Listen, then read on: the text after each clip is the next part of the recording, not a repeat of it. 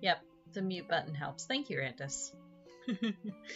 I sure hope it's time to poke some sparkly mons, if we're lucky.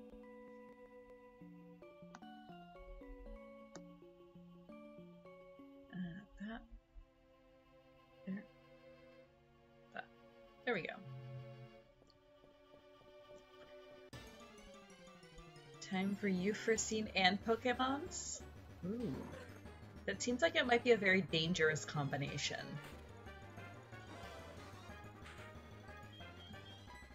Can you even imagine? Although there is that one artist that does the really, really good renditions of various Final Fantasy XIV characters and the Pokemon teams they might have.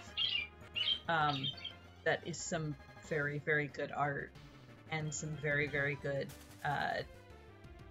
like team suggestions.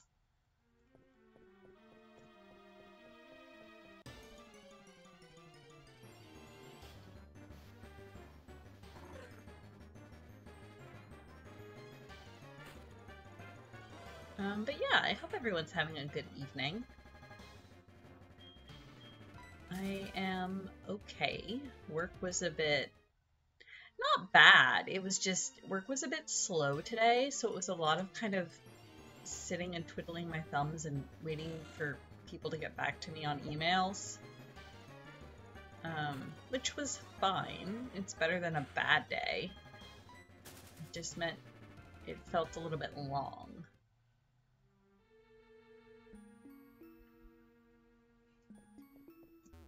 Oh, she has 2 different sets of cards? And what, the one she chooses is just completely random? That's fun.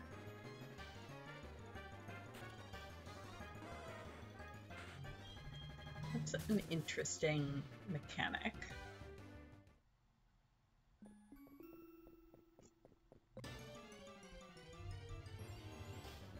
But that's kind of neat. Adds some variety, force you to actually pay attention to what's happening. I like that.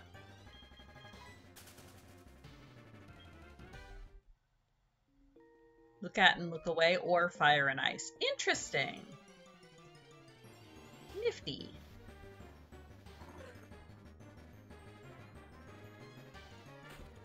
I still have not actually done it yet myself.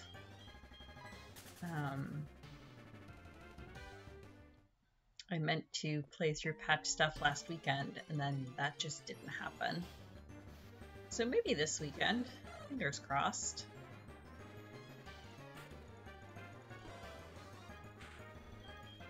I was watching Kara and some friends do the new map dungeon, the Elpis specific one last night. It's cool looking. It's such a pretty arena. Like just the scenery design on the arena itself is gorgeous.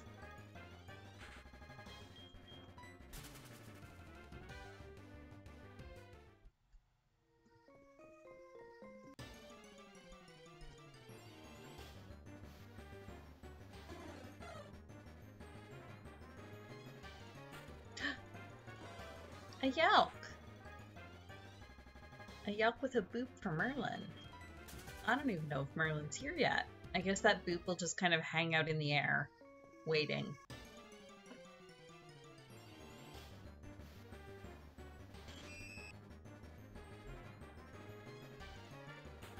Booping her when she's not even here to defend herself. The pre-boop? I mean, maybe.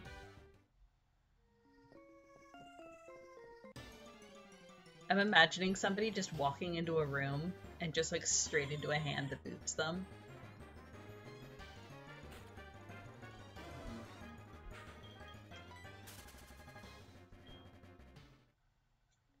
She's lurking? How dare you call her out, Yelk?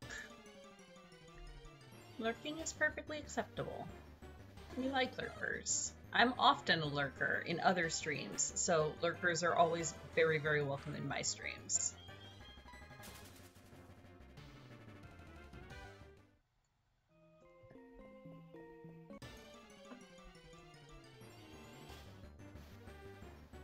Look at you out snitching on people.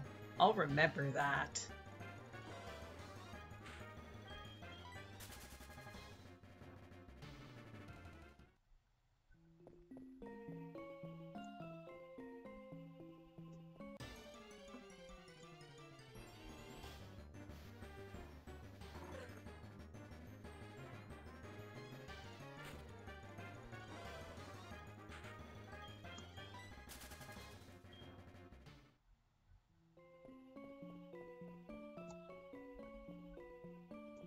I hope Kara brings me a coffee at some point. If not, I'll just snag one when I go on break.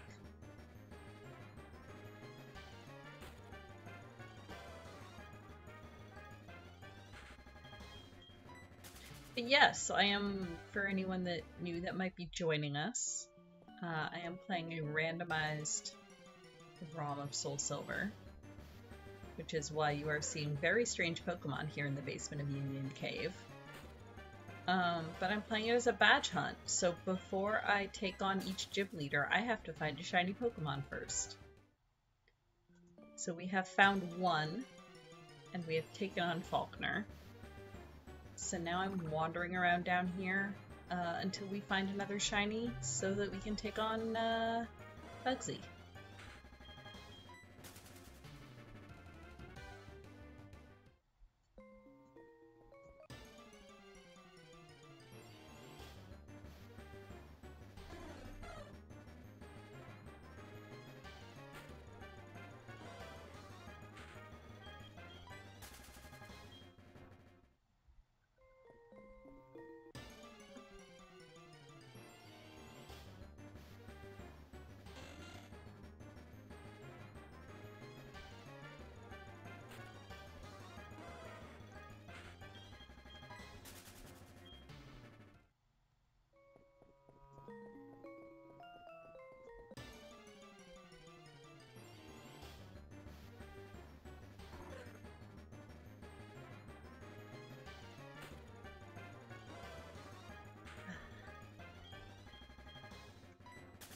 So I'm hoping for a Trapinch, but there's a lot of really good Pokemon down here. We've got Meryl's down here.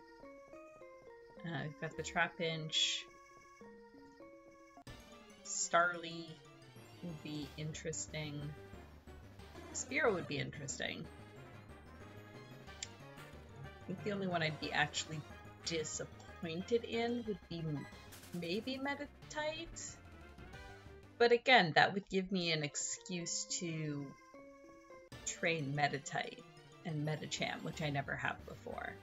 So even that would be a net positive. Hey, Merlin. Oh no. I hope that's not a representation of your current work life. Yeah, no, my day was so boring, I don't even really have anything to talk about tonight, as far as how my day went. I was reading more tax code. Oh, you're home already? Okay, good. Oh, that's right, you're getting off a bit earlier now. Dying from coughing? Oh no.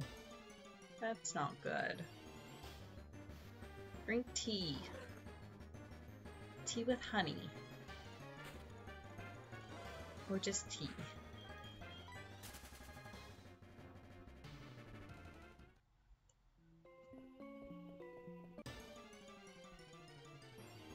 I thought rule number 1 was pay mind to small balding men with brooms.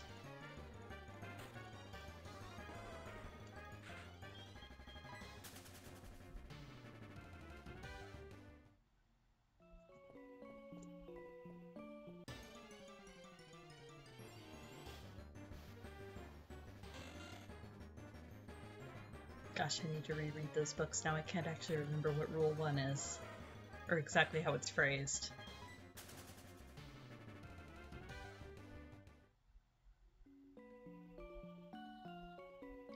Rule 1 is the no dying rule. Rule 2 is don't be a bleep. I mean, okay, yeah. Those sound like pretty legit rules. I'm quite sure there was something about bald men with brooms in there somewhere, though.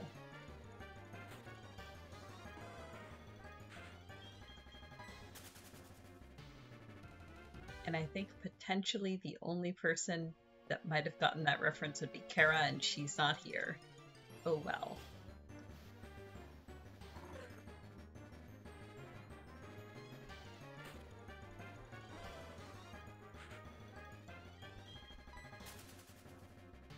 All other rules just refer back to the first two in one way or another. Okay, fair enough, fair enough. But Rule 34.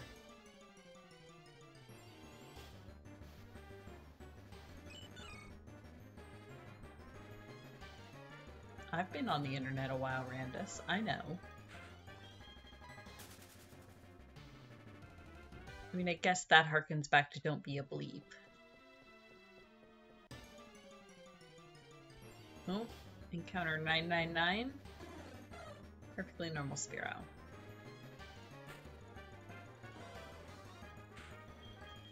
There's a line you don't cross. Fair enough. I can see the relation there. Oh, encounter 1000. Perfectly normal Lombra. Lombra? Lombre? I think as a kid I always pronounced it Lombre. But I don't know if that's correct or not. I do not speak Spanish.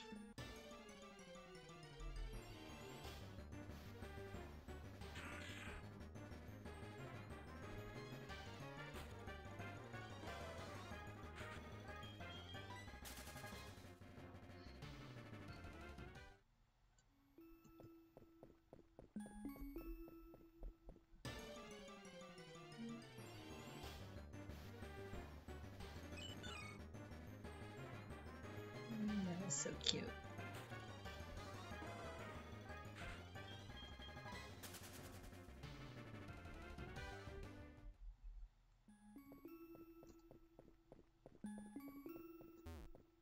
I think that's how they said it in the anime, is Lombre. Probably. I'm trying to think. In the original, well, most of them are not transliterated from Japanese, so that doesn't really help.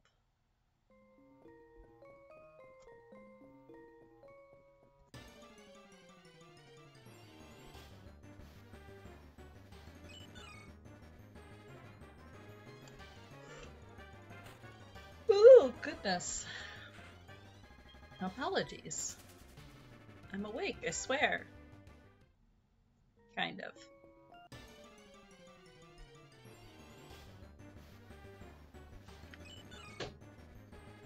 I mean, it helps if I stop slumping.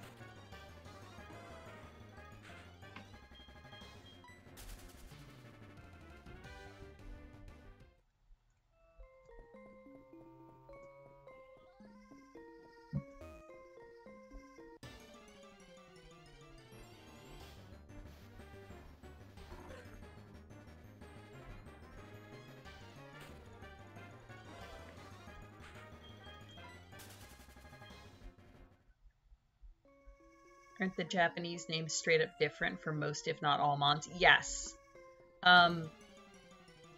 Because, so most of the time, you know how a lot of the English names are terrible puns? A lot of the time, the Japanese name is the same bad pun. So, like, Bulbasaur, being, of course, a play on, like, bulb and dinosaur. Well, in Japanese, I believe it's furigane, which is the same. It's the word for seed and part of the word for dinosaur. So usually, it's the same terrible pun, just the English version instead of the Japanese, or at least a very similar terrible pun. Like, for instance, Hitmonchan and Hitmonlee, I don't think they reference Jackie Chan and Bruce Lee in Japanese, but they do reference, like, I think 2 other famous martial artists that would have been more famous in Japan. Don't quote me on that, but it's something like that. Most of the Japanese names are terrible jokes as well.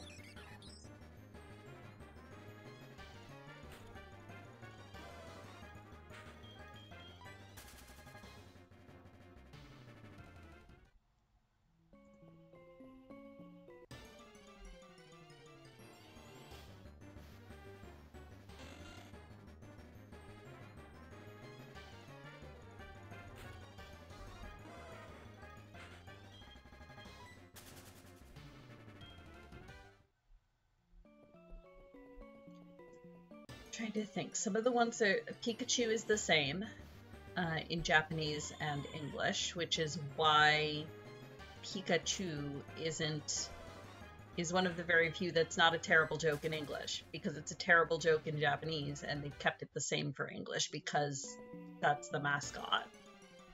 I want to say Mimikyu is still Mimikyu in Japanese. Because mimic is still a word in Japanese. Oh, you never realized the Bruce Lee and Jackie Chan thing? Uh-huh. I think a lot of well, not a lot, but like the cute electric mascot Mons are somewhat more likely to keep their names, because I want to say like Pachirisu is the Japanese name as well. I think Dedenne might be the Japanese name as well. Togedemaru is definitely the Japanese name. Yeah, the Pika clones. With the exception of, I want to say Plusle and Minen. They might still be Purasu and Minen in Japanese. I don't remember. But yeah, most of the Pika clones keep their names, just because that way they don't have to redo all of the marketing. They can just keep a lot of the marketing the same.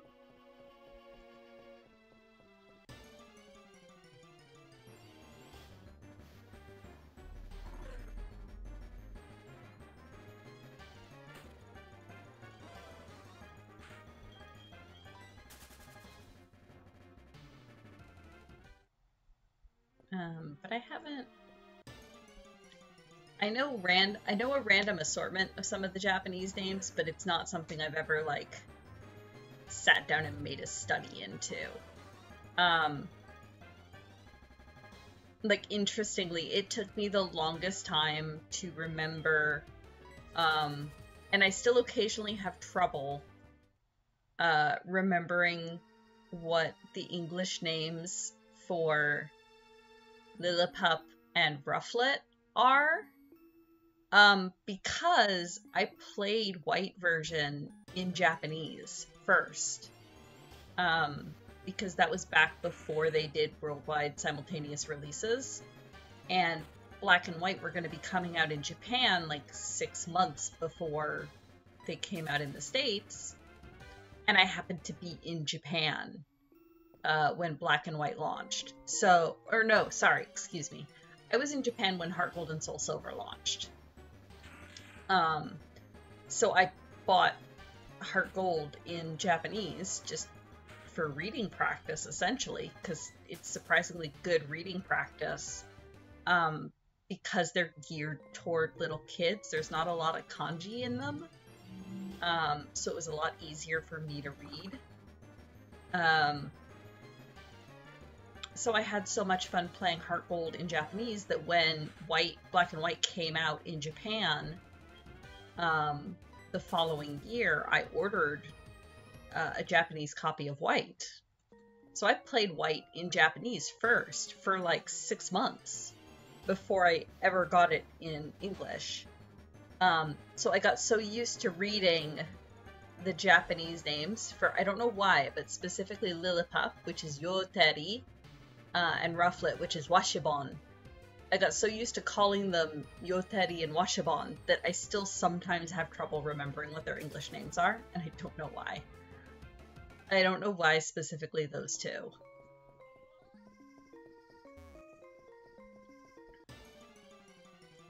I mean, Rufflet and Braviary are some of my favorite Gen 5 Mons, but who knows?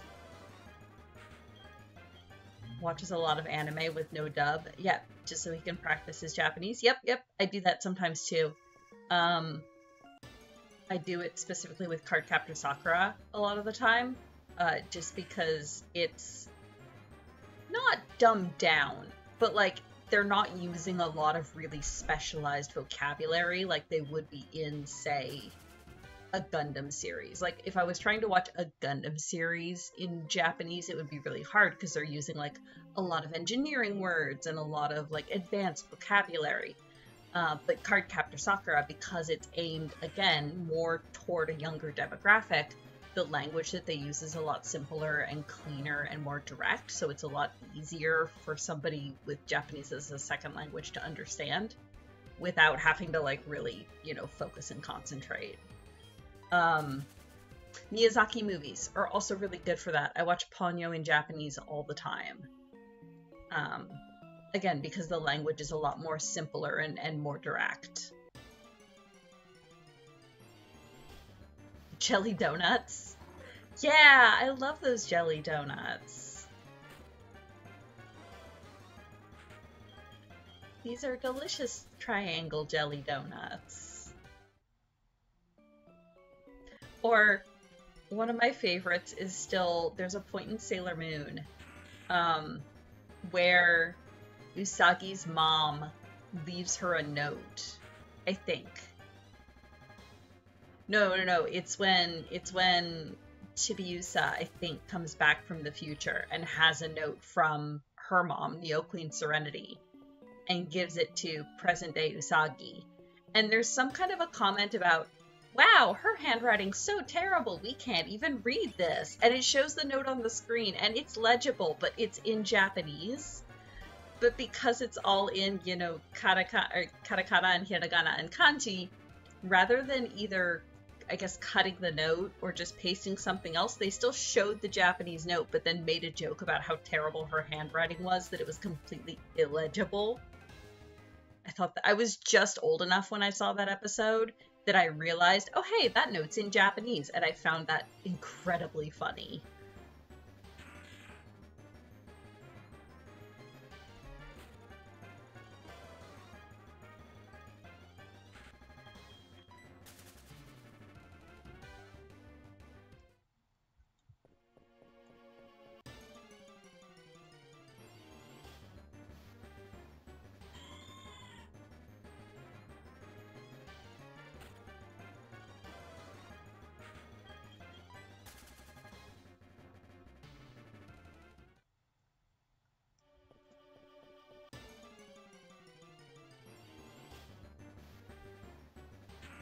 One of my other favorite, like, anime language interactions. If you've not watched Tiger and Bunny, what are you doing with your life? Go watch Tiger and Bunny. It is legitimately one of my favorite anime of all time. And I actually really enjoy watching that one in Japanese because one of the characters on that show, Sky High, is an American, and you can actually tell even if they didn't tell you, because his, like, the way that he speaks in Japanese, you can tell that he's speaking Japanese as a second language. Like, as somebody that does speak Japanese as a second language, some of just, like, the phrases that he uses, or like some of the grammar that he'll use, which is like, it's understandable and it's correct, but maybe not quite the way a native Japanese speaker would say it. Like, I really appreciate the level of detail that went into the script writing for him, because he's very believably a second language Japanese speaker. And I just find it completely endearing, and I love him so much. It's not even a lack of fluency, because he is fluent. It's just there's occasionally a turn of phrase. Like, I don't remember any specific examples. It's been a while since I've seen it. But, like, just the way that he'll sometimes phrase things, where it's like, okay, yeah, that like like your meaning comes across, but it might not be quite, you know, there was probably a slightly better way to say it. Again, I can't really think of any specific examples.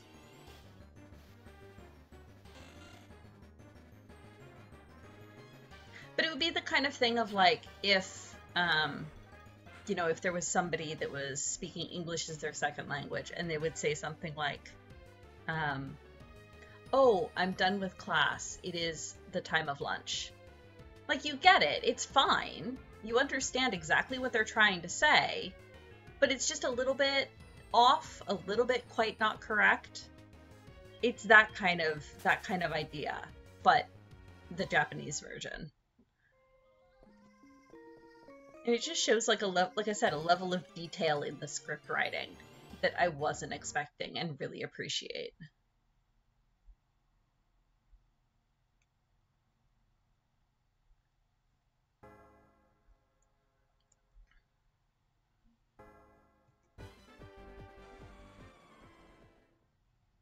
And that's fair, Randus. If you tried to get into it and just couldn't, that's fine.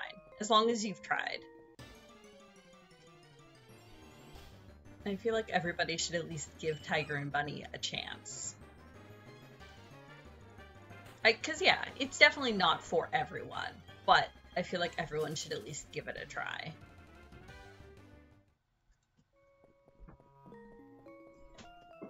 Oh, I'm very tired, Moogle. Oh no. Very cute, Moogle. Very pink. Hi. Hi. Long day? Yeah, I was on desk today. Yeah, rough. And it was not busy, so it just dragged.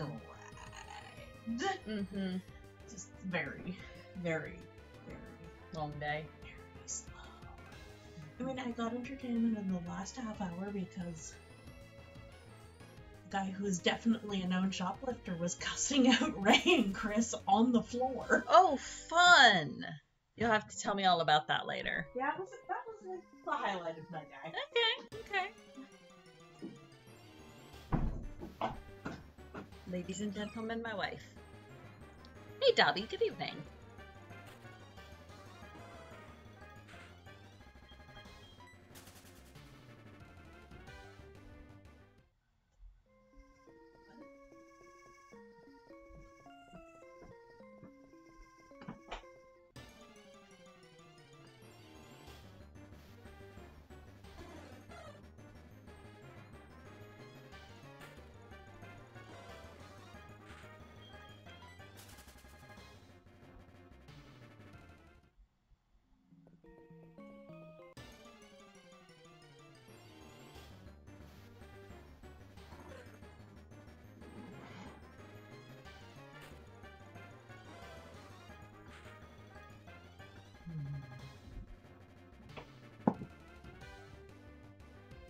Kupo coffee.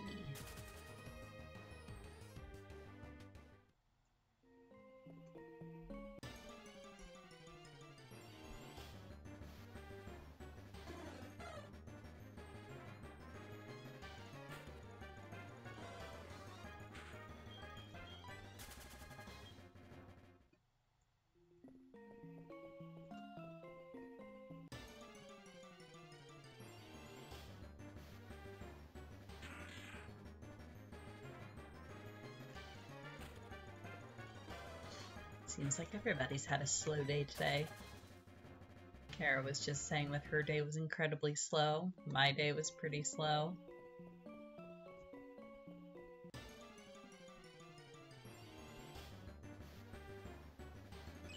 Which I suppose that's fine. I'll take a bit of a... well, no. Busy days go faster. As long as it's not, like, so busy you're overwhelmed, I prefer a busy day. I prefer a moderately busy day over a slow day. Did fuck all and woke up at 3 p.m.? I mean, some days are just like that.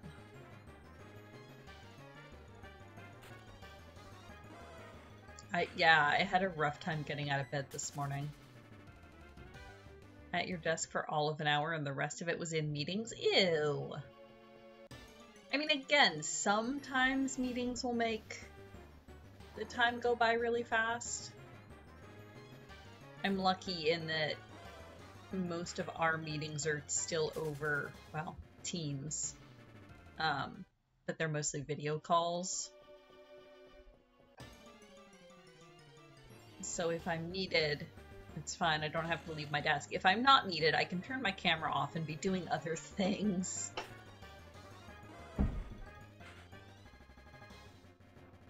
Tomorrow you're on the roster to cook for the essay. Ooh, cook what?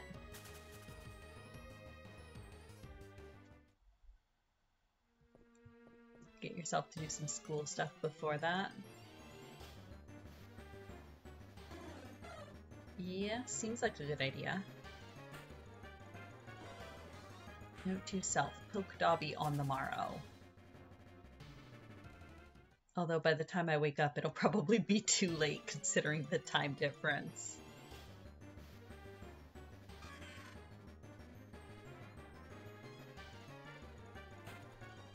Cooking with a good friend of yours? Oh, awesome! Is it like, is that like, are you doing, is it like a special event thing? Or do you guys have like, because I know, like the Students Association at my college, actually runs our Starbucks and then another proprietary restaurant. Mean Froggo? Oh dear.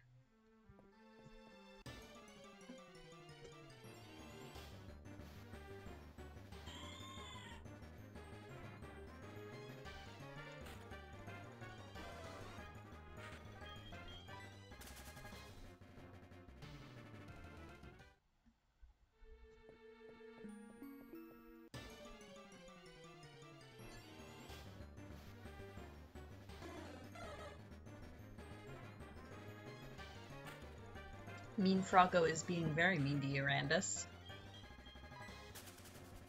Ran away from you and straight to Dobby.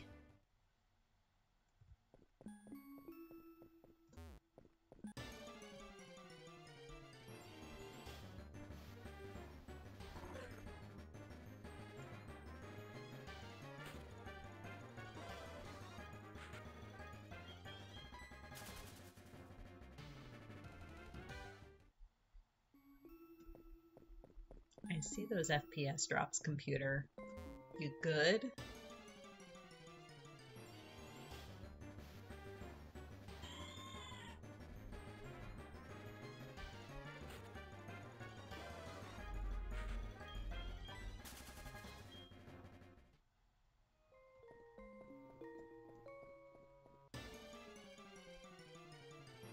No, I can see it on OBS's end. It's saying it's back up to 30 now. Keep an eye on it.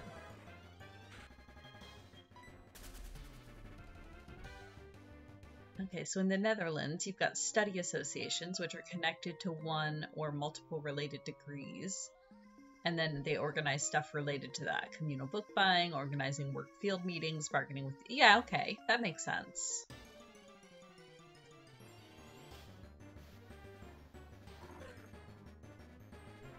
That's neat, too, that you've got... And that's all, like, student-run, eh? That's really cool that it's so organized to provide that kind of support.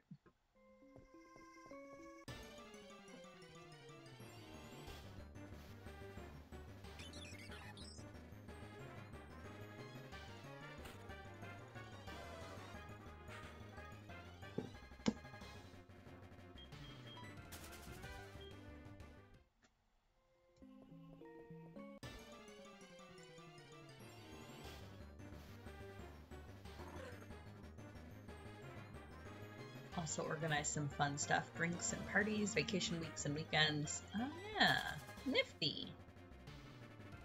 And it doubles as networking because if you're associating with other students that are doing your same degree, then in a few years, those will be your work peers. So it's like pre-forming connections that you might need in the professional world too, which is really cool.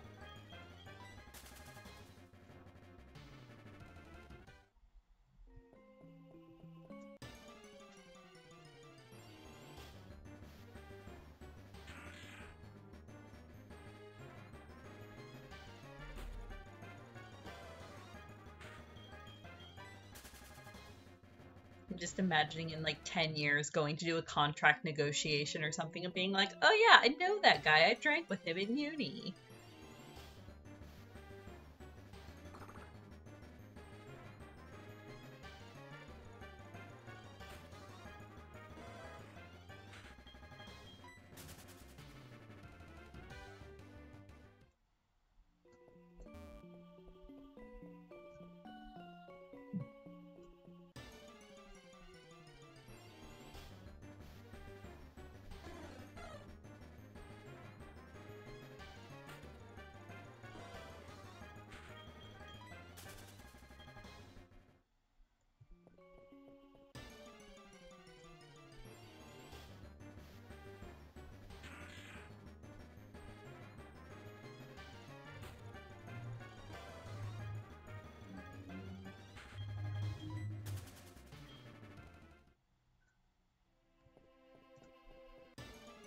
And since it's student run, presumably it's a matter of, like, before the seniors graduate, they sort of hand everything down to juniors that'll run it for the next couple years before handing it off again, kind of thing.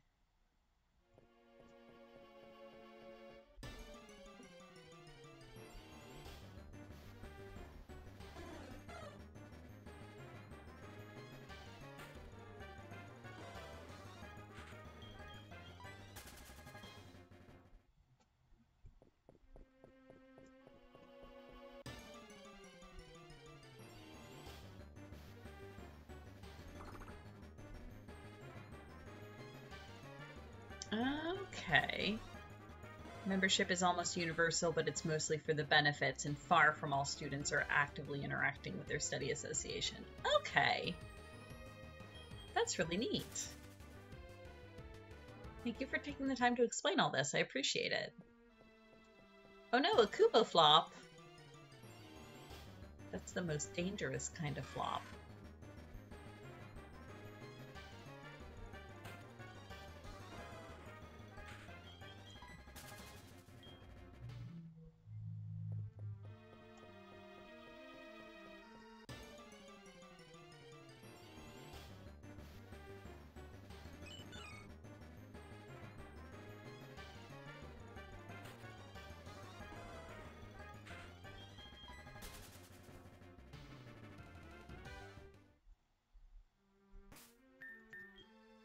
I'm probably jinxing myself, but I can't believe we haven't gotten a phone call yet.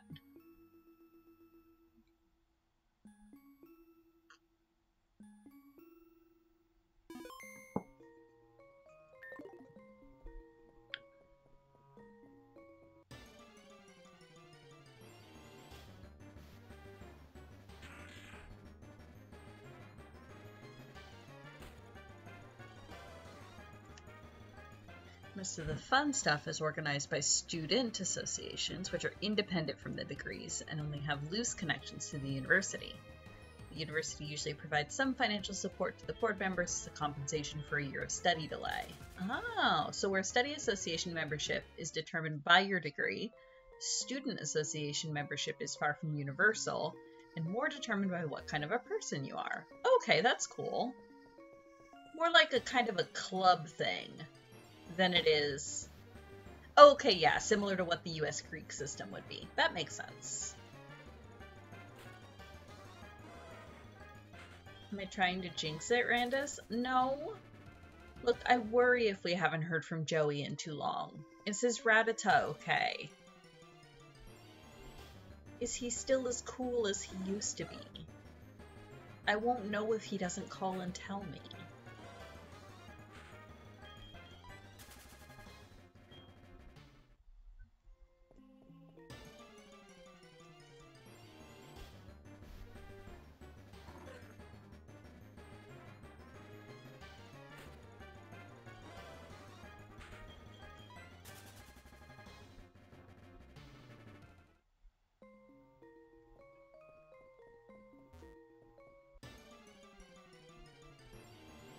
We've got some associations that are mostly like the famous Greek houses with hazings and such, but we've also got ones that are just fun formalized friend groups. Nifty. So that doesn't answer my question. What are you cooking for tomorrow? If Joey doesn't call, assume his Rattata ate him. I mean, yeah. It's the most amazing Rattata ever. If it's not okay, the world is doomed. It's true. That Rattata is Earth's only hope.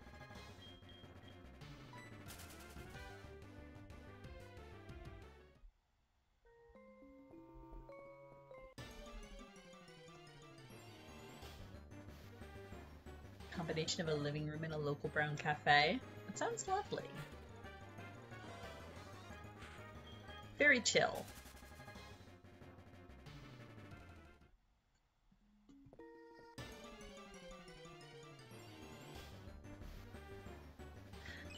Okay. Weekday meals for €4 on Monday, Tuesday, Wednesday, Thursday. 3 courses. Wow.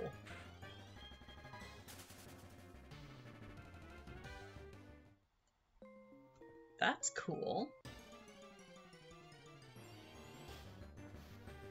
Are you cooking like for other members of your association or just for whoever wanders up with €4?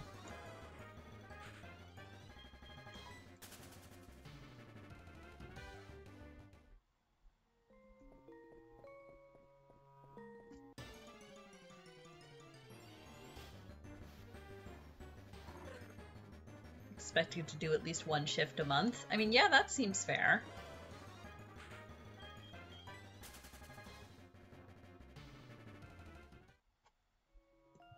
It sounds like a really, really cool setup.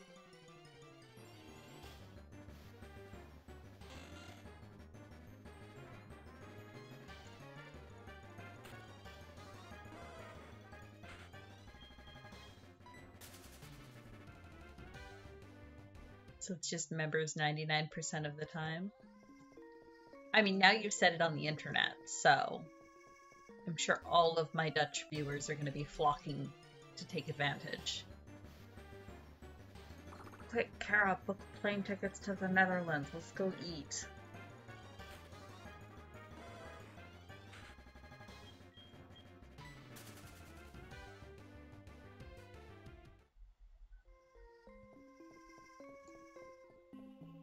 Yeah, €4 seems like a steal. I mean, granted, I'm not up on exactly what the current conversion is, but that seems like awesomely cheap. I'm pretty sure you're all of my Dutch viewers. So, yeah, that's true. So I'm not wrong.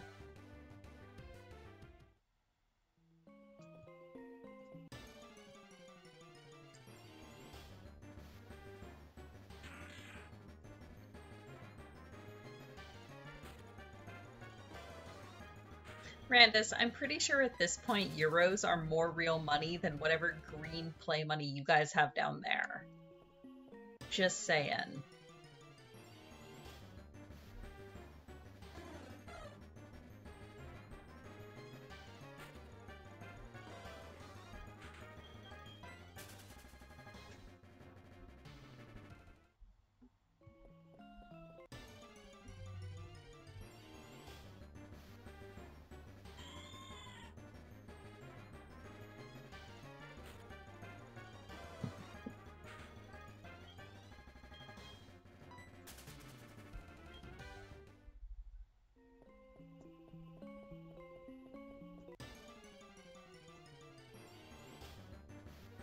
Keep your fake Canadian dollars out of this. I don't know, man. I'll take the Canadian dollars over the US ones any day. At least ours are pretty and unshreddable. Also, we don't have pennies cluttering up every surface anymore.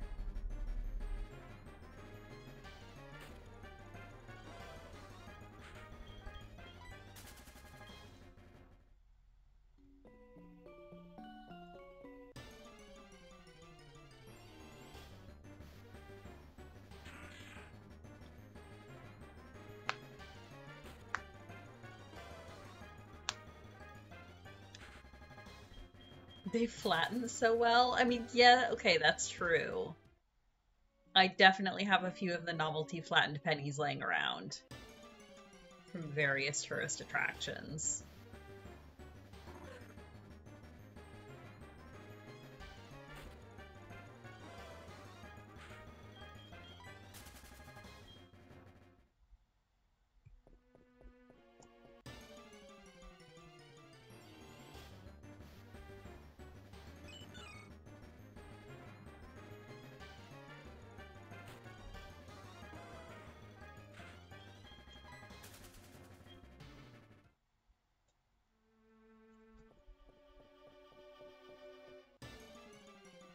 economies of scale. Wouldn't be able to cook a single course for 2.3 euro for myself, but I'm able to cook 3 courses for 15. Yeah, I bet that makes sense. Because it's the bulk buying, right? Buying a pound of something is often much more economical than just buying a single serving. But if you're just one person and all you need is a single serving and you can't use a pound before it goes bad, worth more as pure copper than their face value, that's true. Dinner! Yeah, dinner's just a farm boy thing. Thank you.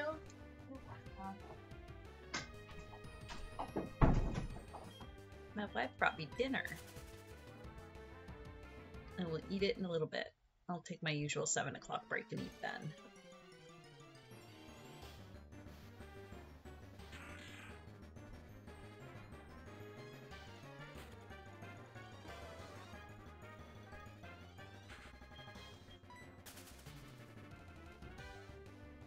Well, it's interesting because at least so here in Canada, again, I've been spending my afternoons reading tax code because it's thrilling. But here, basic grocery is not taxed. But if it's not basic grocery, it is taxed, which often boils down to, if it's a single serving of something, it's probably taxed. But if it's like a whole jug of something or a whole, if it's one of those little single serving things of cheese where you unwrap it and just eat it, it's probably considered a snack food and it's taxed. But if it's like a whole block of cheese, it's considered grocery. Like you'd be buying it to stock your pantry for X number of days or X number of meals. So it's not taxed, which I find really interesting that that's the distinction they decided to go with.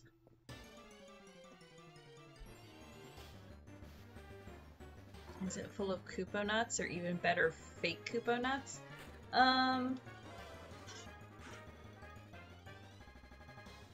I mean, I have potato. It looks like a Kupo nut, but I don't think it's Kupo nut. I think it is potato.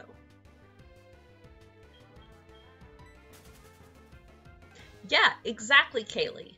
Because a bag of the little single-serve cheeses, you're not going to eat it in one sitting. You're going to use it to stock your pantry. So that actually is outlined in...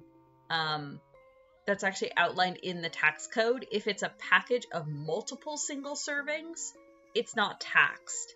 If it's a single serving, then it's taxed. It's ridiculous. It's really weird.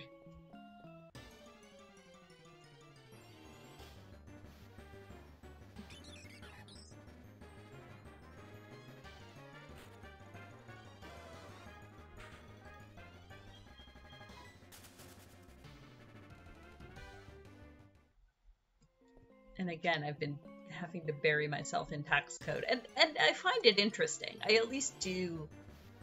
Oh, it sounds like a challenge, eating a bag of cheese thingies in a single sitting. I mean, I've definitely been known to eat an entire box of Cheez-Its in pretty much a single sitting. Oh yeah, that's true. You did handle tags at a grocery store for 10, 11 years.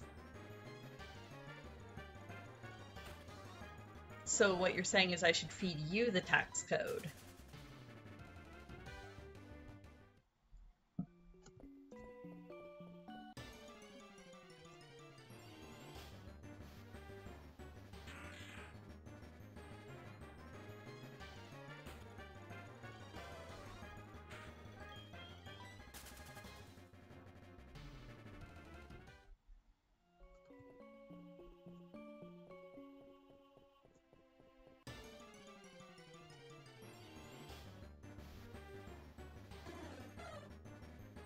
But yeah, anything carbonated is taxed, even if it's carbonated water, regardless of how it's packaged. But then other things, how it's packaged and how it's advertised will matter for its tax status. Because, like, okay, another one that I found interesting, because it's got like its own whole subsection in the tax code, is salt. Because salt, when packaged for human consumption, so like your box of table salt, is not taxed. Because it's an ingredient, you're buying it to stock your pantry. Even if you're buying it well, how'd they phrase it? Even if you're buying it not for human consumption, if it's packaged and advertised for human consumption, it's not taxed. But if it's for any purpose other than human consumption, like say your road salt or like a big jug of driveway salt, it's not for human consumption, so it is taxed. Even though salt is salt.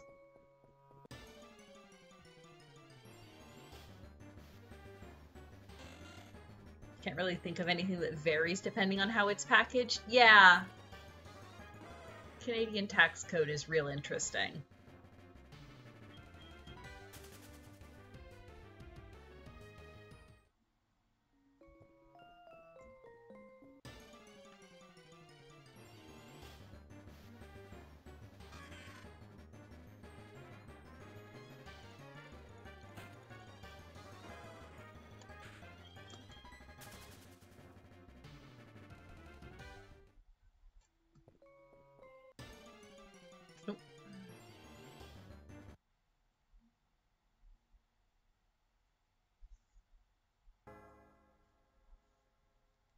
Driveway salt is a necessity and shouldn't be taxed? I mean, yeah.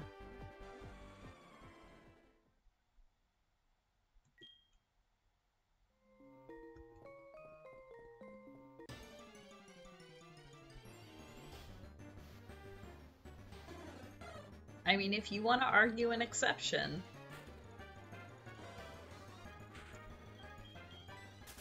I've got the links to go to where you can submit a product for tax evaluation and say, hey, should this be taxed or nah?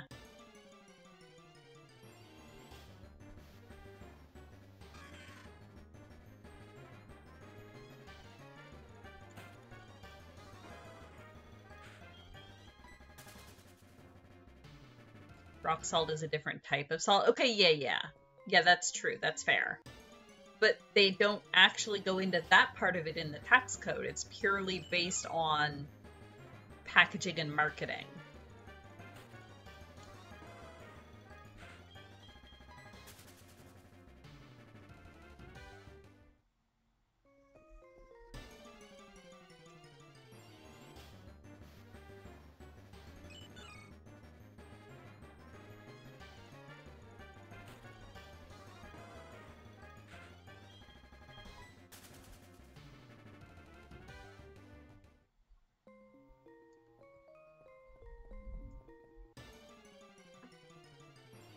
Or like the exact same product with the exact same ingredients could be taxed differently depending on if it's advertised as a breakfast cereal or if it's advertised as just a eat it on the go fiberlicious snack food.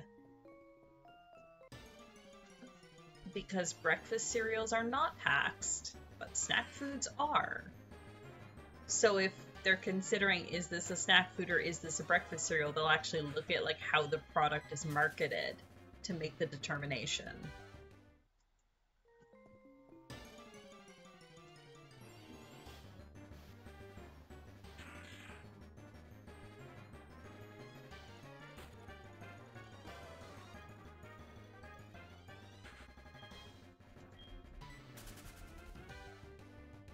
When you get taxed on a loaf of bread, justification being a high sugar content, abhorred.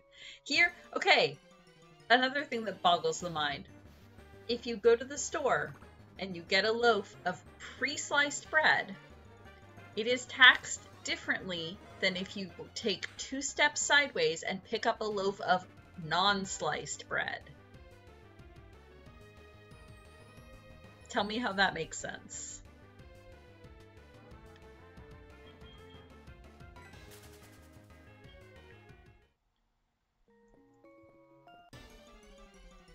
Because I guess one of them is ready to consume at a moment's notice and the other one requires prep? I don't know what their justification is on that one.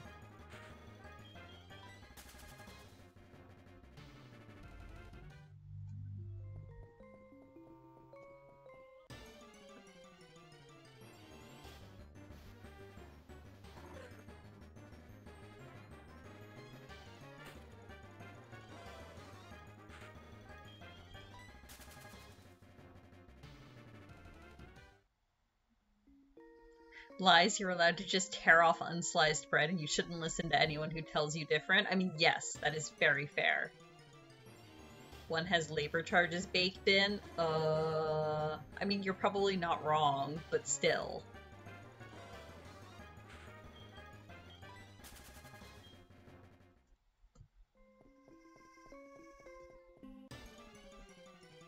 Oh, encounter 1111. Perfectly normal Wingle.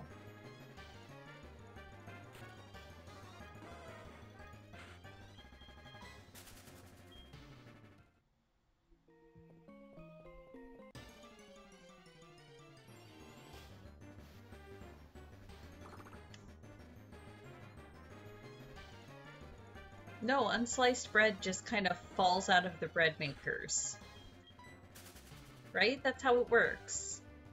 You take the bread maker, you press the start button, and then however much long later it goes ding and the top pops up and the bread falls out. That's how bread is born.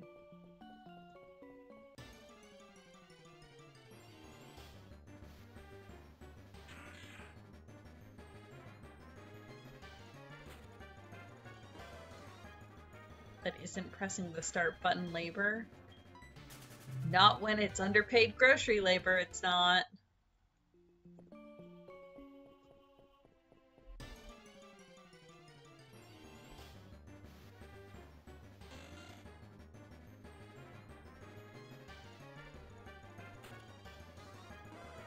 Pretty sure most breads have no taxes. It is considered a staple item. I think some breads are, I think fancy breads are considered luxury. I don't quote me on that. Mary just keeps going on and on about how bread is taxed differently. I haven't actually found that bit of the tax code yet.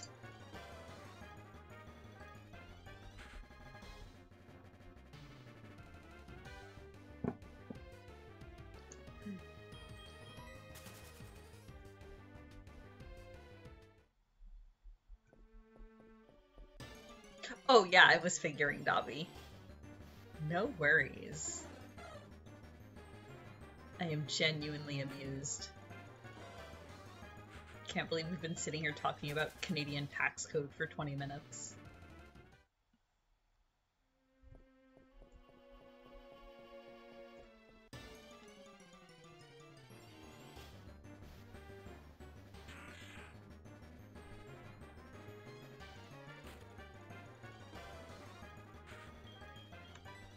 Shenanigans due to serving size does sound right. Yeah, exactly. Gotta do something while waiting for the RNG to line up. Thank you, Randus. Everybody stretch and do a hydrate. I'll be taking a break here momentarily to scarf my dinner.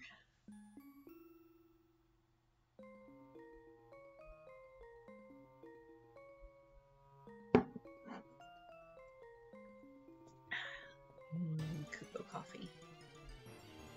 Maybe if we talk about tax code long enough, the shiny will show up just to get us to shut up.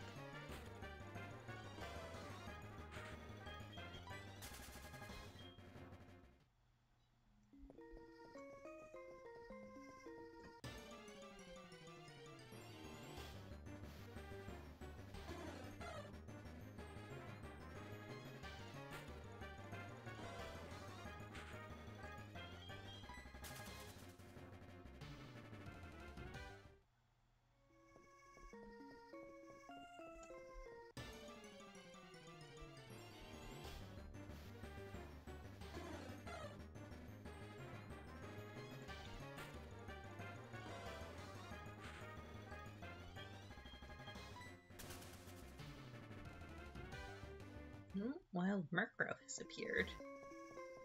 Burb.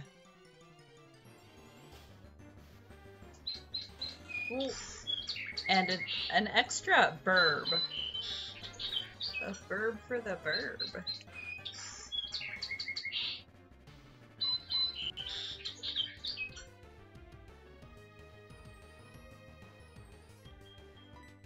That's true. Mathematically speaking, we're like a 16th of... No. Closer to an 8th. Just about an 8th, actually. Because shiny odds for this game are 1 in 8,192. We're over 1,000 now.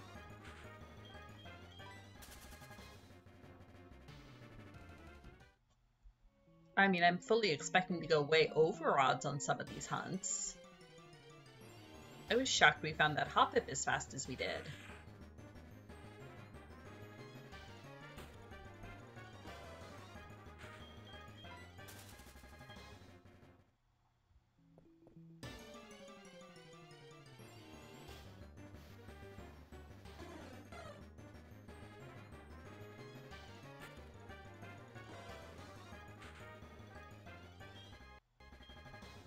I'm still getting through my first 8K for the Hoppip. I mean, you're not wrong. You are not wrong.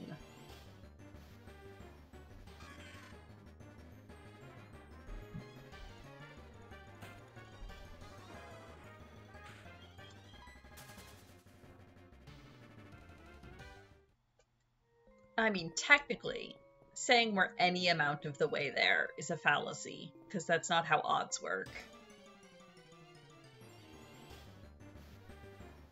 But the human mind is a fickle thing. Okay. So Murkrow has been caught. I am going to take a brief break to nom my dinner. Should do a save. Not that it really matters when we're just running around in circles, but you know.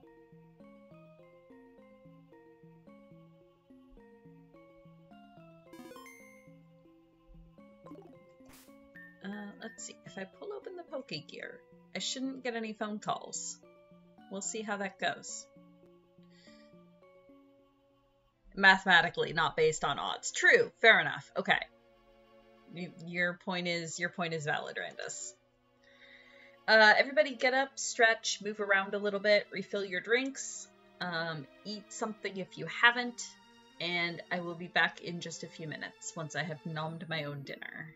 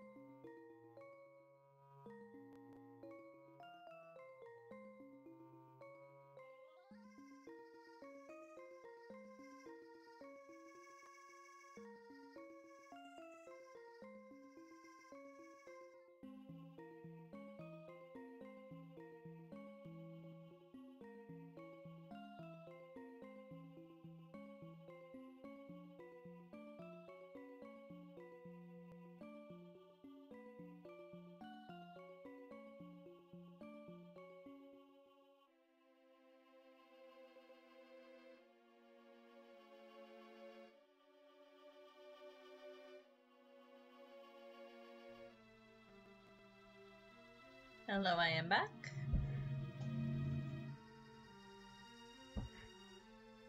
Nope, wrong way. There we go. I see we have a new Carby. It's cute.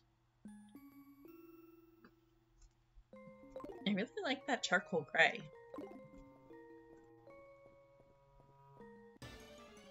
A teensy Twix does count. As long as you have already had dinner, then that is just dessert.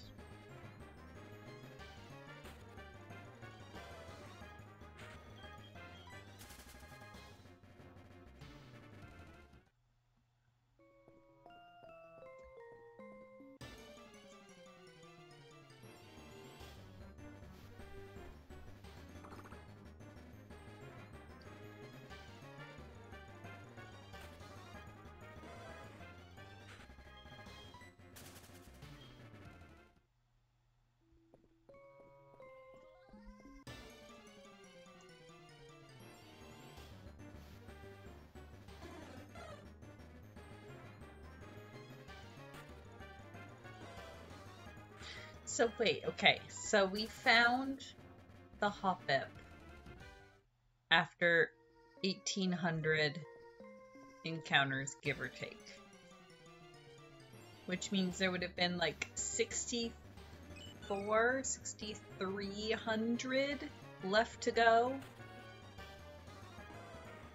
Plus the 8,000 then for shiny number 2. Which would give us a total of like 14,000-ish mathematically. So we're like 1/14 of the way done. Yeah, we're like 3/16 of the way there.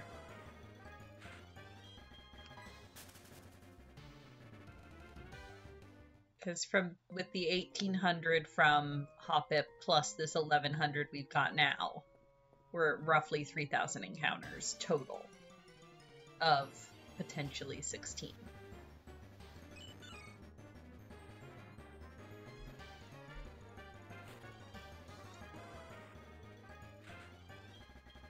Yeah, Hoppip number was actually... I mean, that's part of the reason I was nicknaming them. 1817 was our Hoppip number. That is her nickname. And that's part of why I thought it would be fun to just nickname them whatever their encounter number was. Because then by the end of it, we'll get to see the vast disparity in the time it took to find them.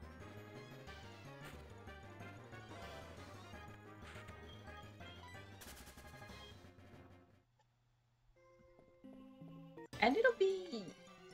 yeah, it'll be interesting to see if overall, years in the future, when we finally get through all 18, if we end up being under odds or over, averaged out across all of them.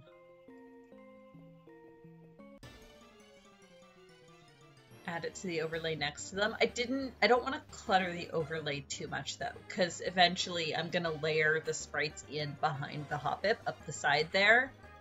So I didn't want to add text and clutter it too much. I can always just check the nickname list if anyone is like, oh, how long did it take you to find this one?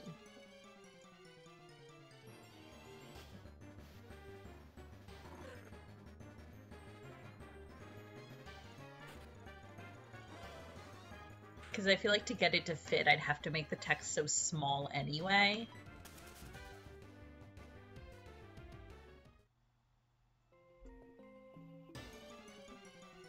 Actually, what I could probably do is I'll put a I'll start a Nightbot command so that we can have some sort of an exclamation point command that will just pull up like, here's the shinies that we've found so far and the number of encounters it took to find them. It was sort of a quick reference thing.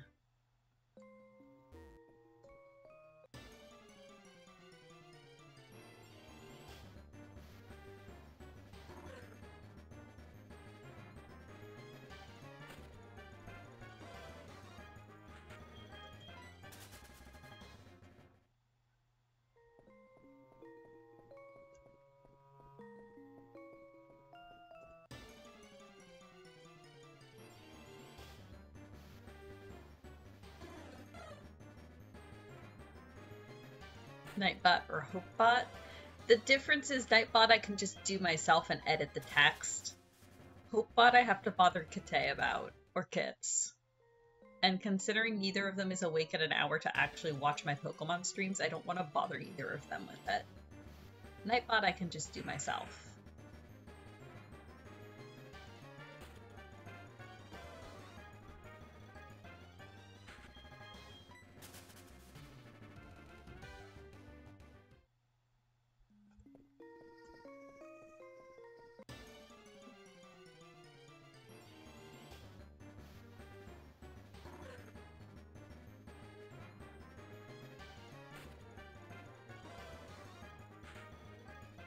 Yeah, also Hopebot is cross-stream.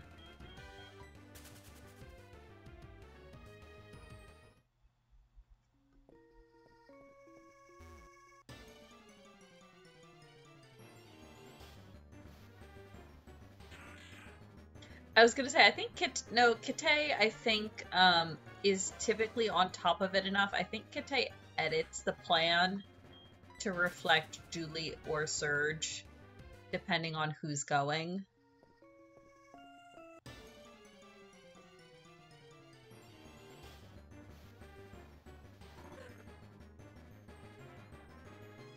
I think it's SAS plan that tells you off.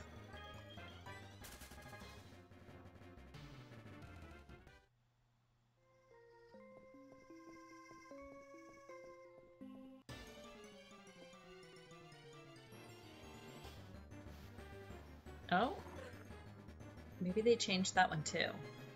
I could have sworn that one used to come up and be like, what is this? This ain't a Surge stream or something like that. I know there was talk a while ago about Hopebot is running out of command memory or something, so maybe that's one of the ones they had to axe to make room for new commands.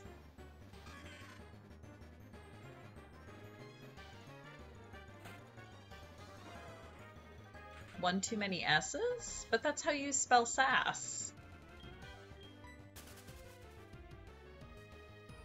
Why would it just be SAS plan? That makes no sense.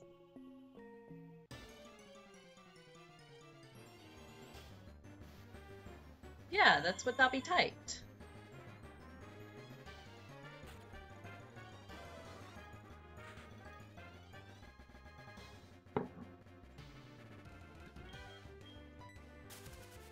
Well, I guess Hopebot doesn't have a SAS plan.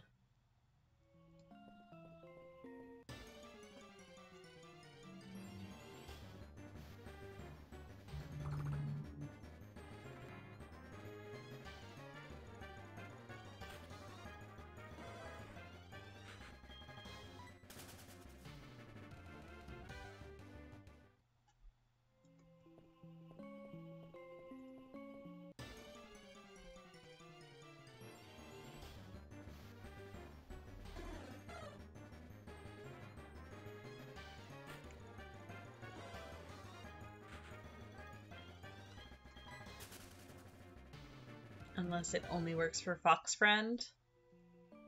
Maybe. I don't know. That's a good question. Can you restrict commands?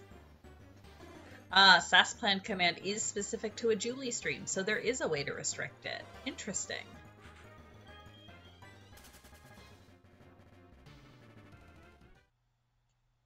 But still, I wouldn't want to have to bother either of them every time I need the command edited. I could just do it in Nightbot. I just have to remember to do it in Nightbot. And considering I still don't think I've edited my Desert Bus command, which I really should remember to go in and do.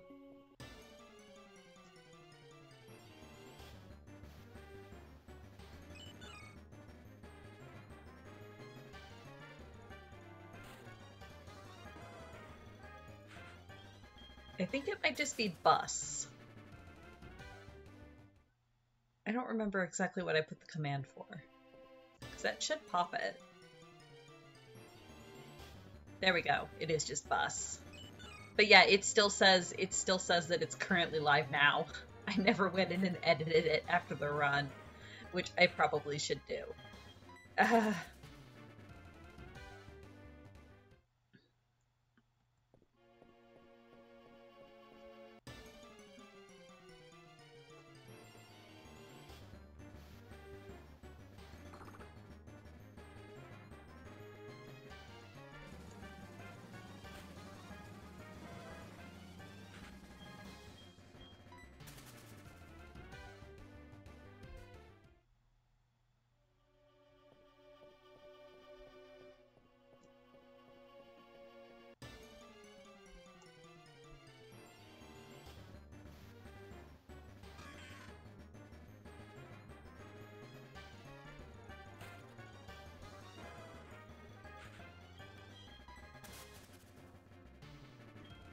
Only 887 more points until November 11th.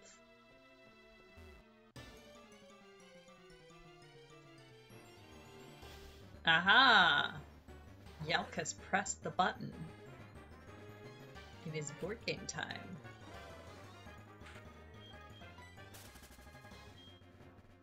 Excellent. Let us save.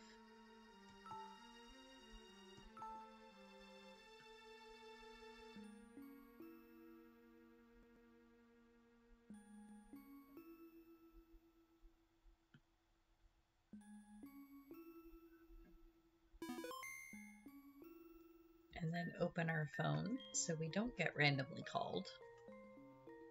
And then I press this button.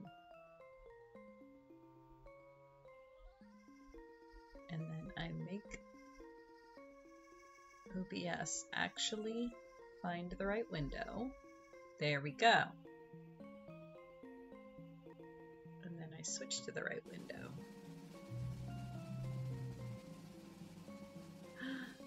Tacos for Carby, excellent. Dinner time for Carby too. Okay, and then I pull open my phone so that I can still see chat.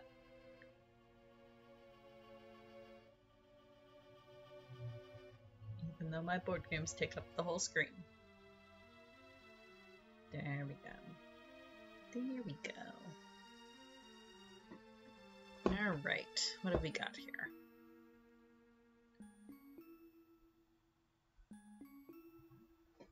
Cribbage. Kite cribbage. You know what, let's just play that.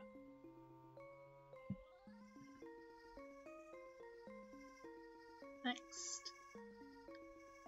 Sea salt and paper. I need fish and I need crabs, neither of which these are. So, draw cards. Still no fish and still no crabs. Come on. Octopus. Put that there. Next. Ooh, lucky numbers. I like this one. Okay, so none of these are useful, so I'll draw. That is also not useful. It'll be useful for Kuma, unfortunately. Next.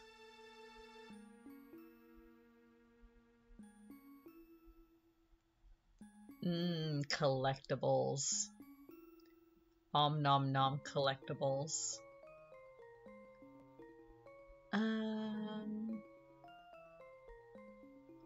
7, a 9, and a 6, huh? Let's go with the 9. 9, 8, 7, 6, 5, 4, 3. Yep, I can put that there. Build park. Confirm. Yay, I get to go again immediately.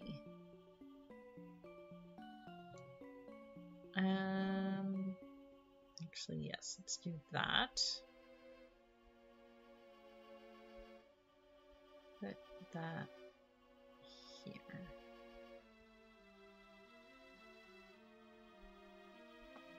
Confirm.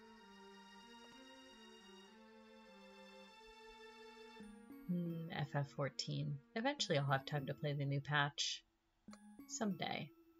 Aha, easy choice. Crystal goes in the fire slot there. Okay, yeah, this one's counting as a wild. Let's put that in the fire slot again, because fire is one of the less common of the tokens. Next. Azul. Can I get 2 black tiles? I cannot. Can I get 2 red tiles? I mean, theoretically. Can I get 3 white tiles? Conditionally, yes. So let's go ahead and take the 2 there. Confirm. Next. Spades!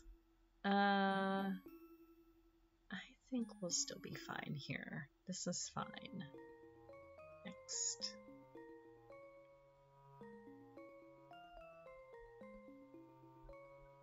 Ah, the chess piece you got from Euphrosyne. Congrats. Leave that there. Next.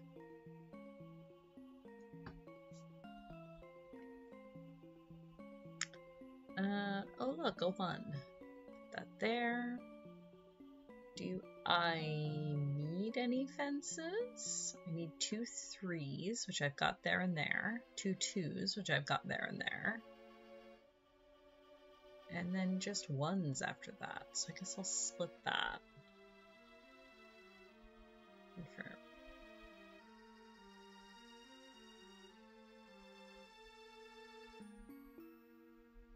Okay, next.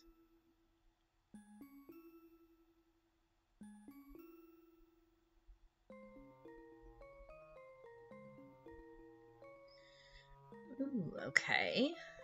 Let's put that here. Because then I'll be able to put it here again. There we go. There's my whole middle row. Excellent.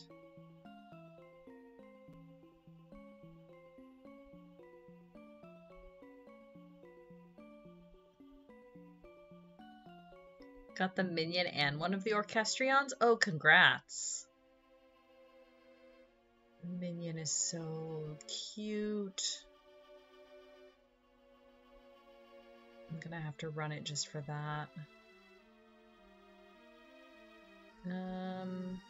Let's do this one. And then I guess this one.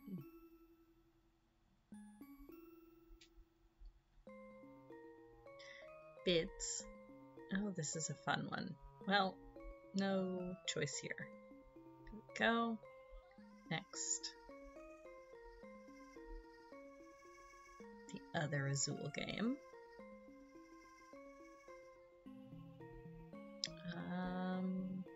2 yellows. I mean, I can do 2 whites. Let's do that. Confirm.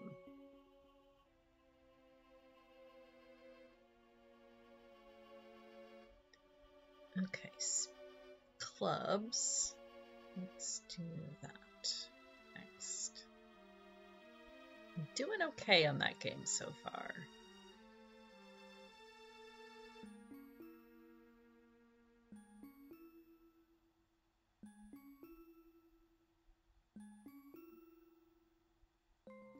I actually can play the dragon to outbid Kuma's ace.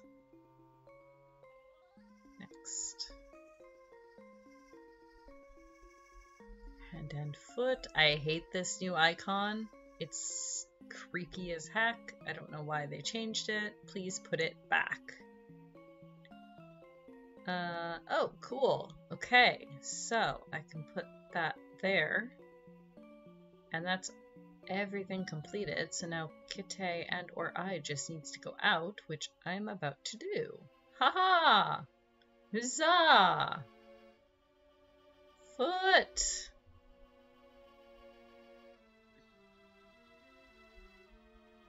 New round of play, and Kitsune goes first. I mean, Kite and I are still losing, but...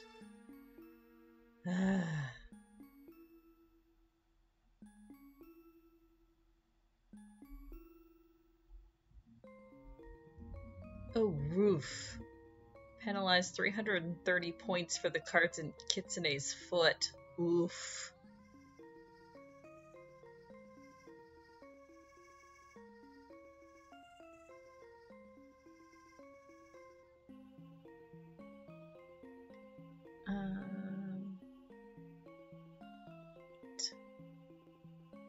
Next.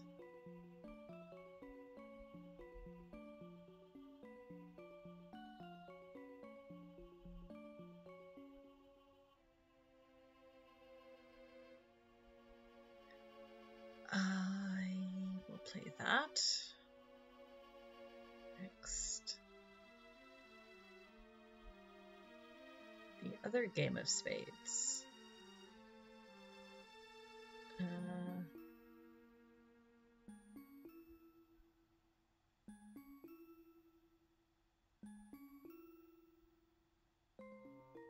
We're in. Dang it. Ouch. Well, Kite and I overbid. Okay. Oh, it's giving me the propose to give up button? That's so sad. Okay. This is not a great hand. Let's go with 2. Next. Wizard. Well, only one option. Okay, next. Golly, so many reds. Should I dump my blue? No, let's just dump this one. It's fine. Nothing I do can make any difference at that point.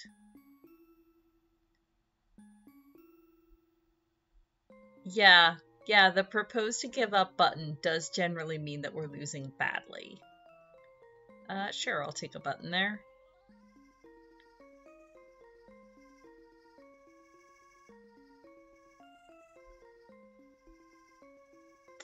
Cribbage. Dobby cribbage. Discard to my crib. Oh, rude. Okay.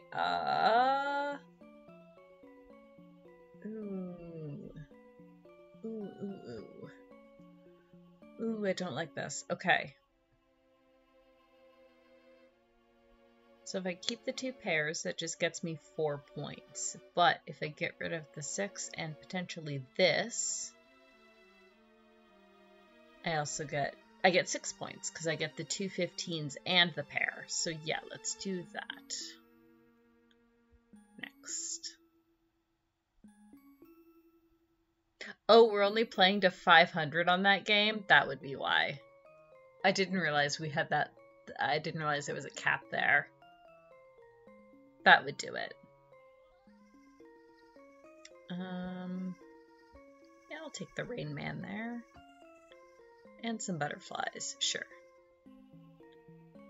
Next. As long as we bid and take at least 3 tricks, you're all but guaranteed to win. Yeah.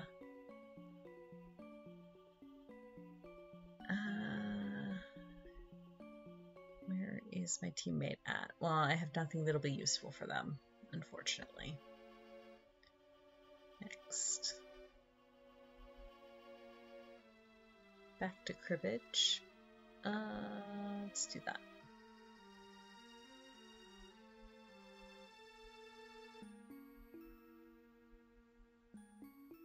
And there we go.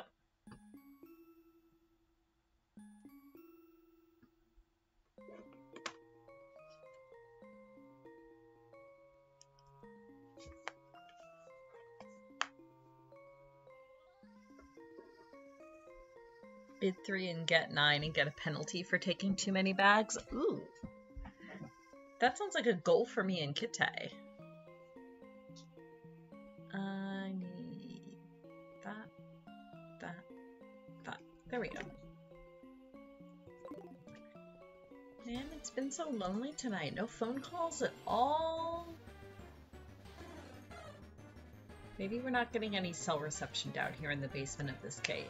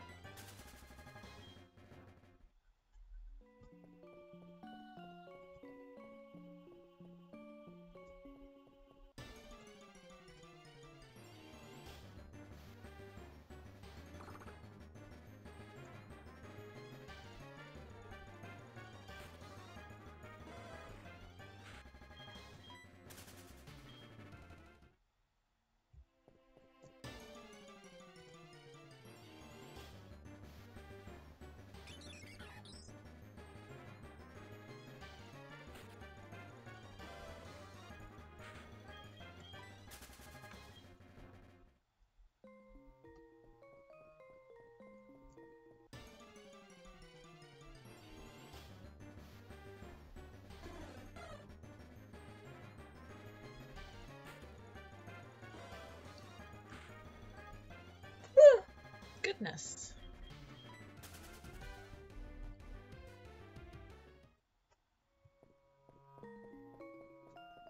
Where has all the oxygen gone?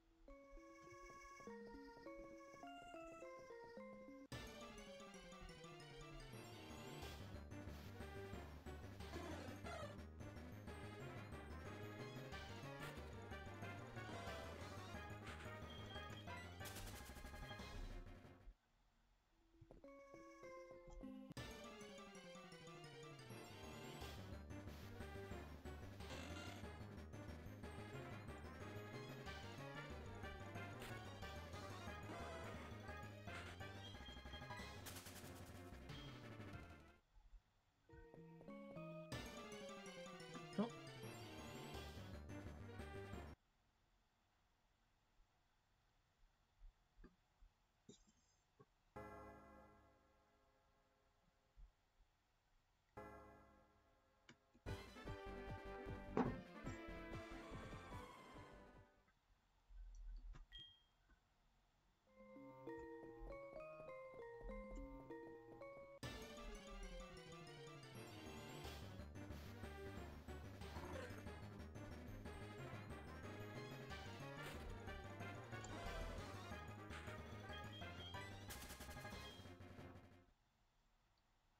Alright, you know what? I'm gonna call him. I'm getting worried.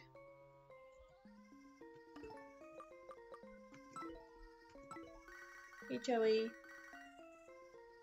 Yeah, hey, Joey. How's your Rattata? Is everything okay? Oh, okay. He was busy checking out Rattata's moves and devising some strategies. Okay, okay, okay. I'm glad to hear he's doing okay. He was just real focused. That's why we haven't heard from him all night. That's fair. He just got like super hyper focused on his Rattata's training. It's understandable.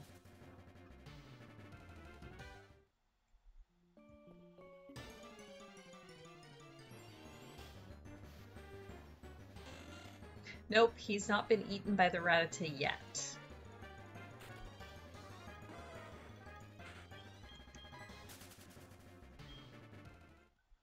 Yet. Yes, emphasis on yet.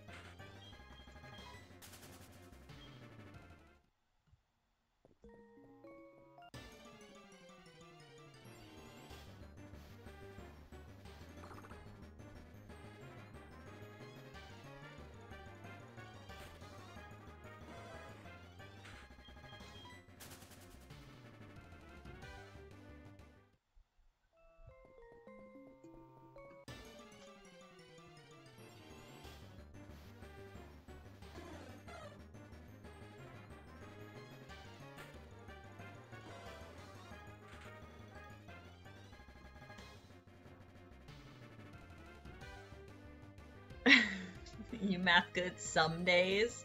Actually, we were discussing that a little bit earlier, Kuma, and Randus pointed out that we found the Hoppip way under odds. So technically, we're still running through the encounters for the Hoppip.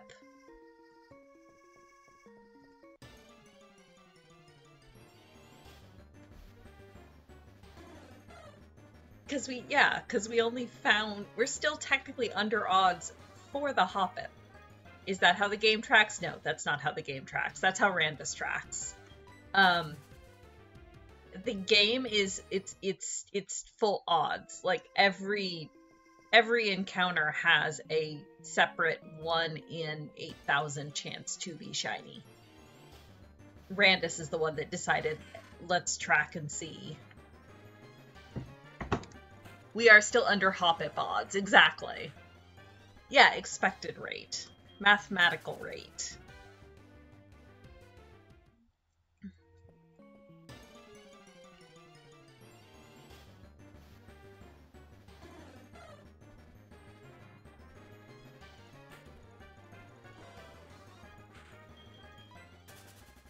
So technically, if for the Hoppip, if you were expecting to get 8,000 encounters before you found one, well, we were well under that. So now we're like, we expect to get 16,000 encounters before we get 2. Well, we're way under that.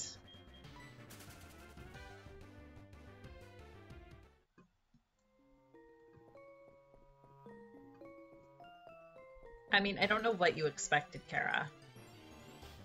Randus does math for a living. But different than the math I do for a living.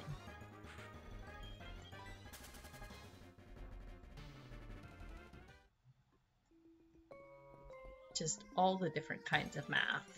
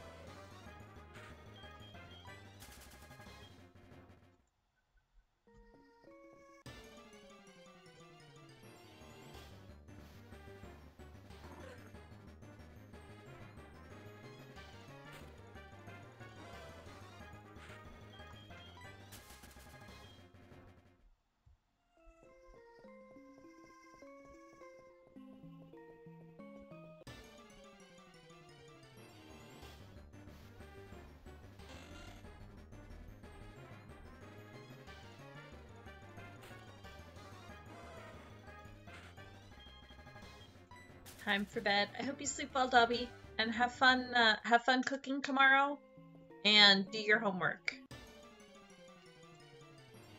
But mostly have fun. You walk that fine line between math and art? You sure do. Engineers, man.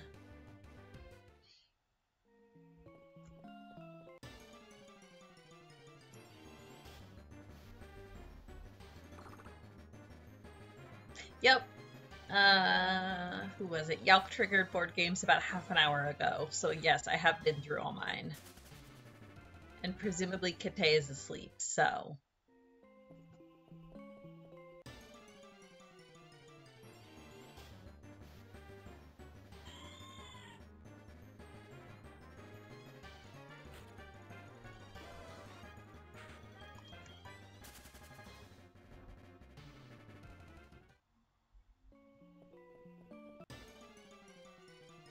For once, the buttons game is not waiting on me or Kara. It's waiting on Kite.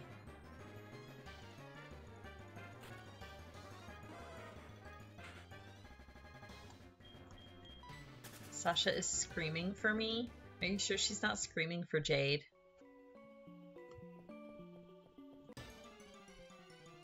Could be either one.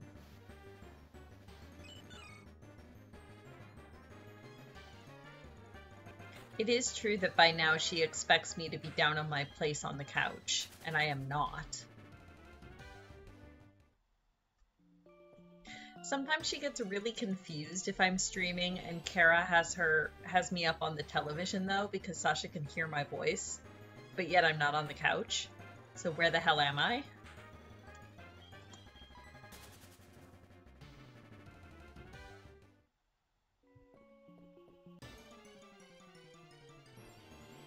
What? She was screaming unconsolably? Oh no!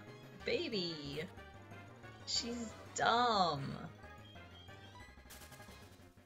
Well, but the thing is, if I leave the door cracked open for her, she comes in and then gets mad because there's no room on my lap because I'm scooted up against my desk.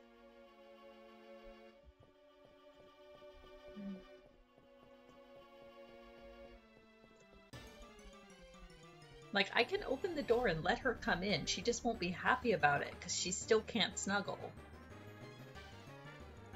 She can only scream. We love them not for their intelligence. It's true. It's very true.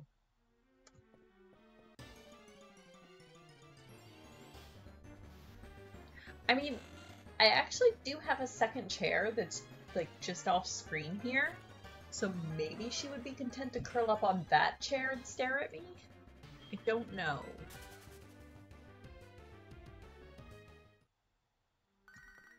Ah, a phone call, but not from Joey. This is Ralph. Being a wild happening. Told my kid, but he scoffed that he could do the same thing easily. Oh. Aww.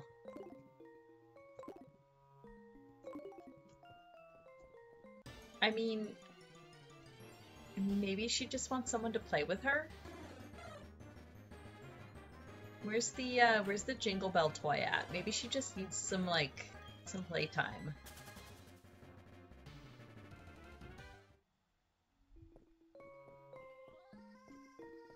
Life with all the extras? Oh no, are there extra Kumas about?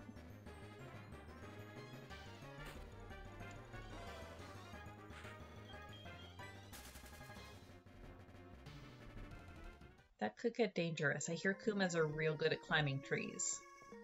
So you can't even get away from them.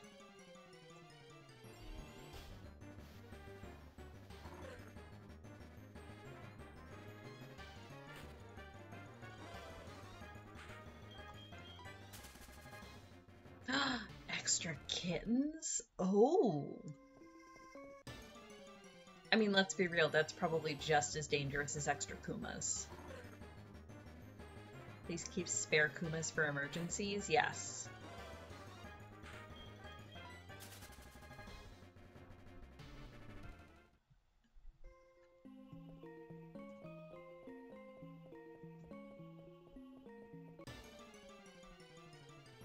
Randus was saying you have extra kittens? Oh, no. Randus just made the comment of how goes life with the extras, and I extrapolated extra Kumas. Because he did not specify extra kittens until a couple lines later.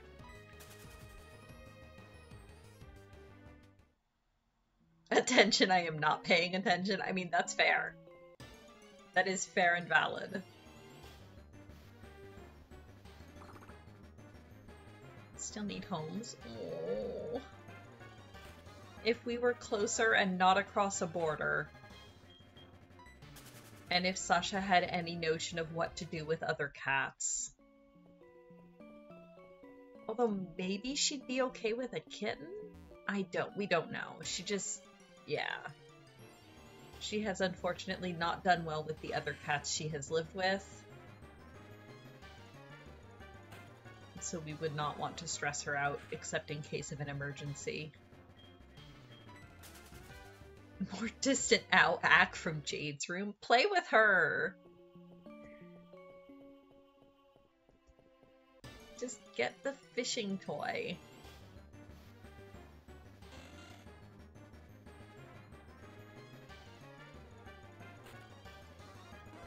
Has Jade eaten? Chores? Chores are good. I won't say enjoy chores, but feel satisfied having done the chores. And talk to you later. I mean, yeah, Kara, that's my question. Has Jade eaten anything? Because that's usually what gets Sasha riled up.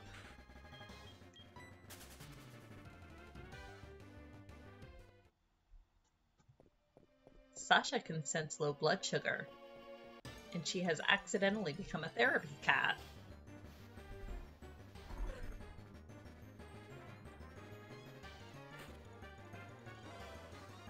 That's no joke. Like, she'll actually, if Jade or I has not eaten in too long, she will come and harass us until we go downstairs and eat something.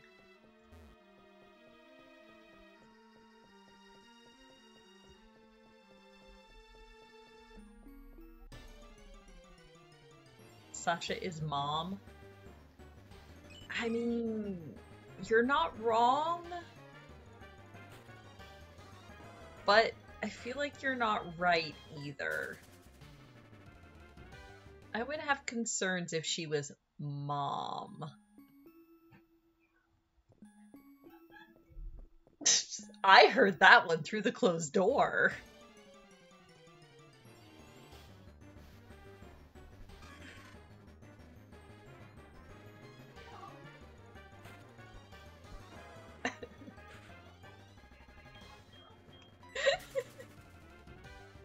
I just hear Jane yelling through the door.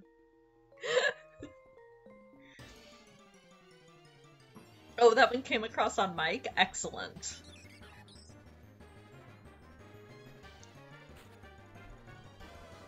A Thumbro calamity. Oh no. I mean, yeah, that does sound like Sasha.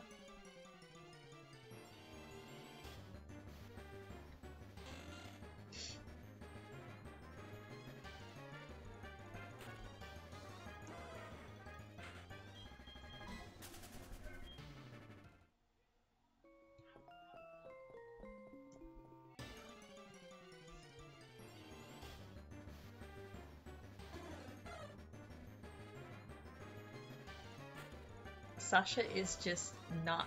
She's just having a day, guys. It's fine. She's fine. Clearly, you're just not understanding the message she is trying to give. Whatever she wants, you both just need to learn to speak cat better.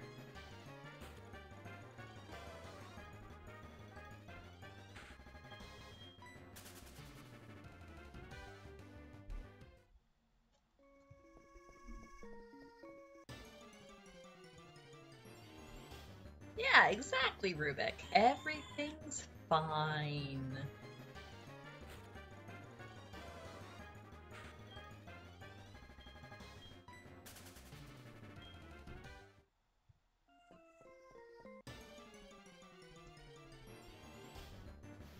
All she wants is all the love, but only in the way she wants it.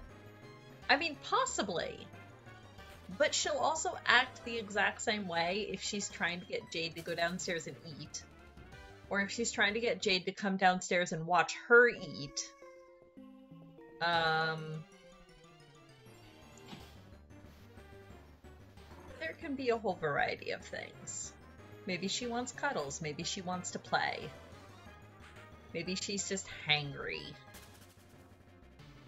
Oh, cat cuddles. What a good boy.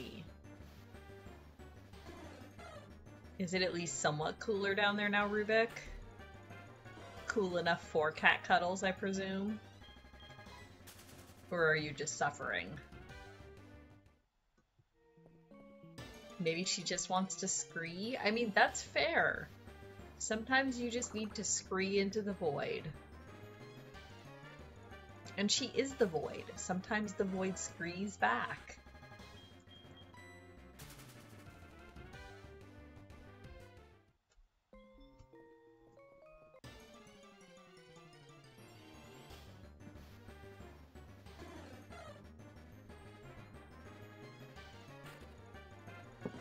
just imagining Merlin's screaming cat emoji, but it's just a little scree coming out instead. Just scree!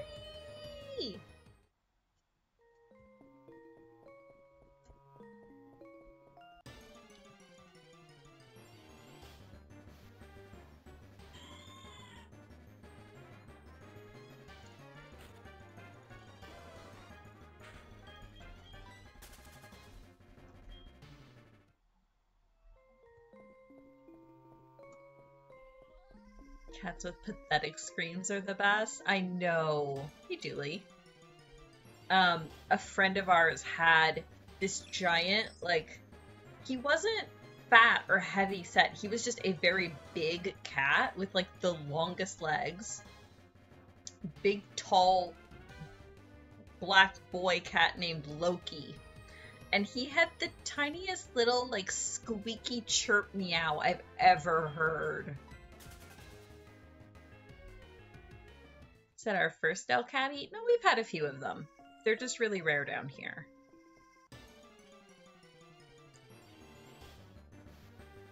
Oh yeah, Sasha was causing problems on purpose.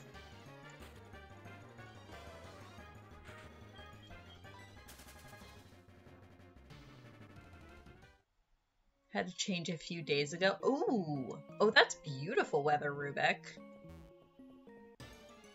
Oh, I'm so jealous. That's gorgeous.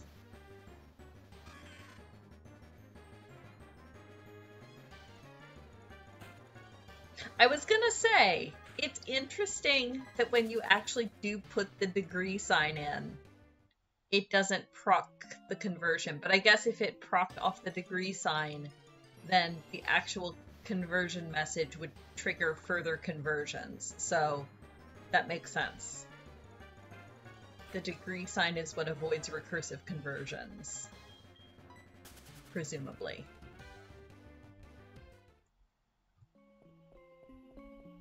Yeah, Rubik, you didn't have to do that conversion. We have a whole bot to do it for us.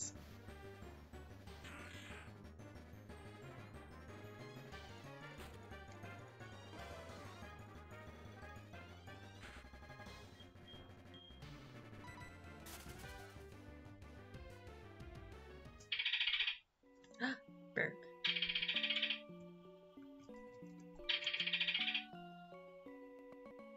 Oh no, it dropped from 7 to 0 while you were still outside and you had dressed for 7. Oh no!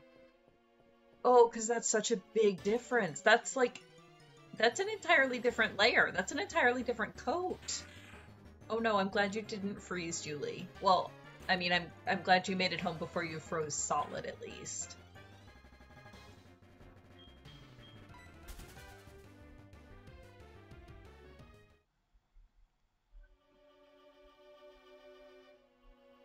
Ooh.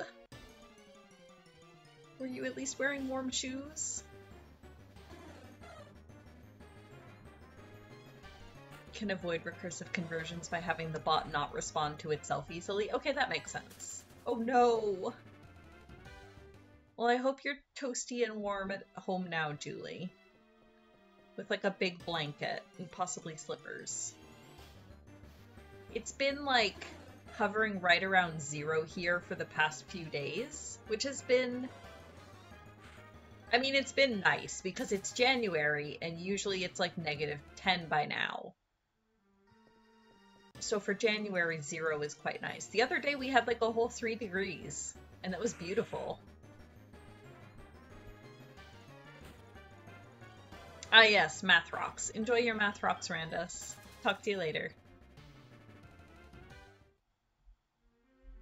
Yeah, 3 degrees is downright balmy this time of year.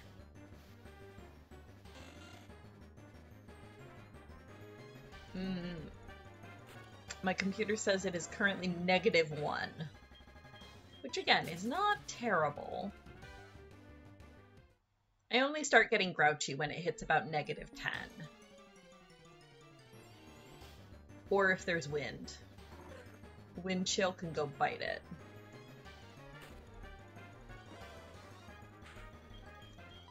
Do you guys have any snow out there, Julie? Or are you still just kind of damp?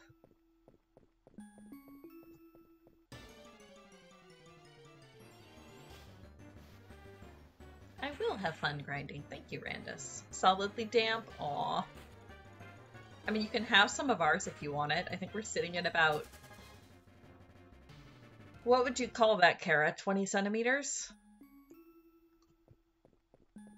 Had a lot of snow just before Christmas, but it all melted by Boxing Day. Aw. Ours was starting to melt. Oh, that's true. Yeah, you guys aren't really prepped for it out there. I always forget that. But yeah, that makes sense. Probably better that it all melted then. Because Lord knows, nobody here can drive in it, and we're used to it.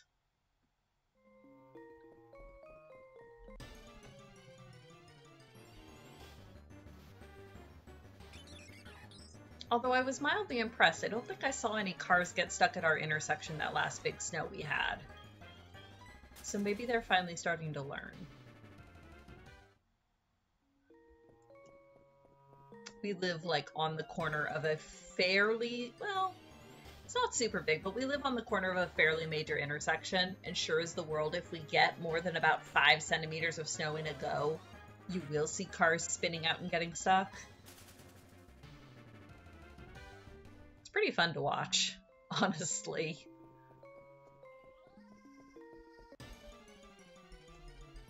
Just the of tires spinning in place.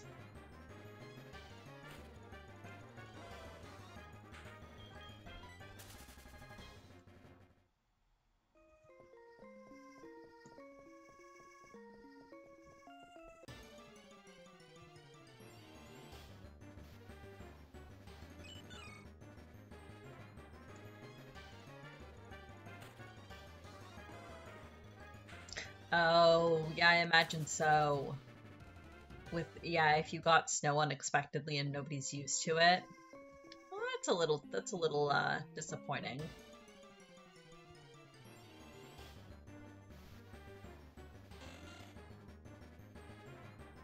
I think we got freezing rain right before Christmas here. Like on the 22nd, 23rd. Because I know some of my coworkers were saying they were going to have to cancel Christmas plans just because with the ice, they weren't sure if they were going to be able to go anywhere. Cool. I bring to the Elder Primal Sashat, bringer of the 8th Umbral Calamity in Jade's room. I'm wearing a nice sweater. Be good with your claws. Hi, baby. Mad. Mad because small. Mad because small. Meh. Yes, yell directly into the microphone. Oh, nope, she wiggled. Down she go. See, I told you, she doesn't stay when I'm up here. Nope. She gets mad and she wants to come see me, but then she doesn't want to stay. But now she has seen you, and therefore she may calm down. No, she won't. Yeah, mad because Sasha. Exactly.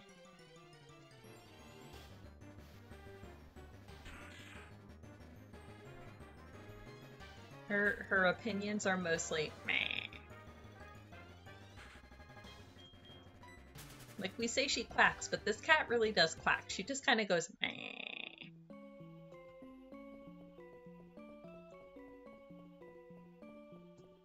I have never heard a crankier cat in my life.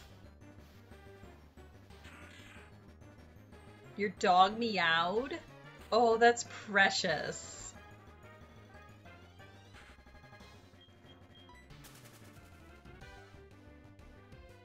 That's so funny. I've heard of dogs that meow before. I don't think I've ever heard one in real life, though. That's adorable.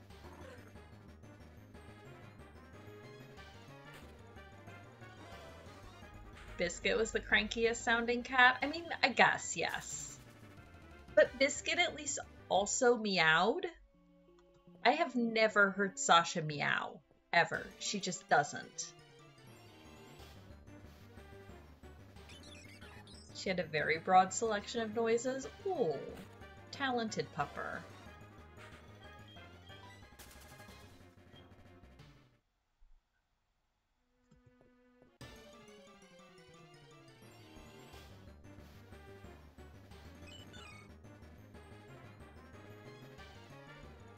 Someday one of these will sparkle.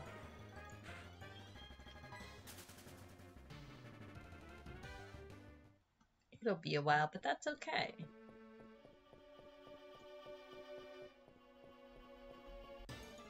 The fun is in the journey and the friends we make along the way.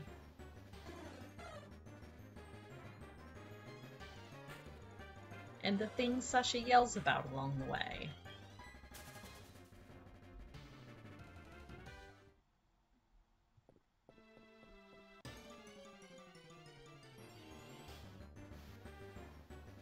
Man, Julie, you missed our earlier riveting discussion on Canadian tax code. We're getting ready to do an audit of our database at work and make sure that all of our, because I work in food services, so we're going to audit our database to make sure that all of our items have the correct tax coding on them, which means that I have to brush up on my tax code, which means I get to read the tax code. It's actually fairly interesting. Some few cursed facts. For the purposes of taxation, the Canadian Revenue Agency considers gelatinous salad to be salad. So, like, marshmallow salad is taxed as salad.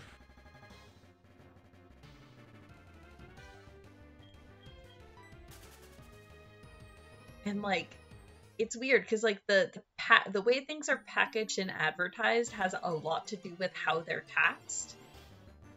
Like, the exact same product could be, if it's packaged and advertised as a breakfast cereal, would be taxed differently than if that exact same product was packaged and advertised as, like, trail mix snack food. Because I don't know. A restaurant's POS charged him LST. Oh no.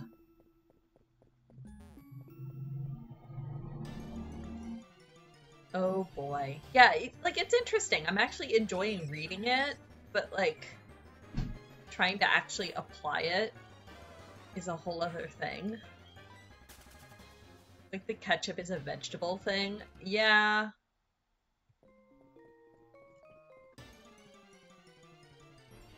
And like the exact same product, if it's a small single serving being sold by itself, will be taxed. But if you package 6 or 8 of those things together in one package, that entire whole big package will not be taxed. That's the bit that I really don't understand. Like, why?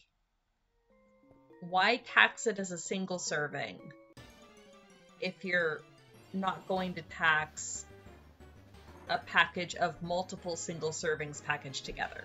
I don't understand the logic behind that one.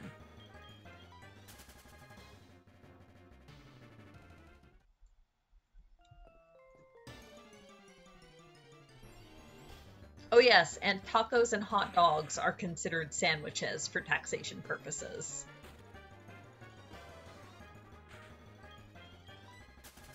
Well, I think the exact wording is sufficiently sandwich-like that they are then taxed as sandwiches.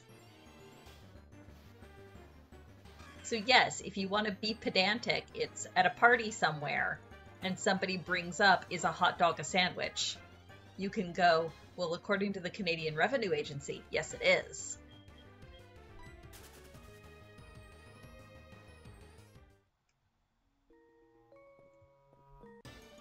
Flocking the bottoms of their shoes so they could be taxed as slippers rather than shoes. Oh my god.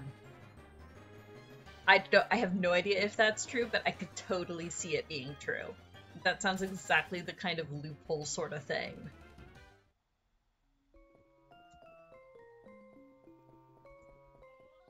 I would absolutely believe that.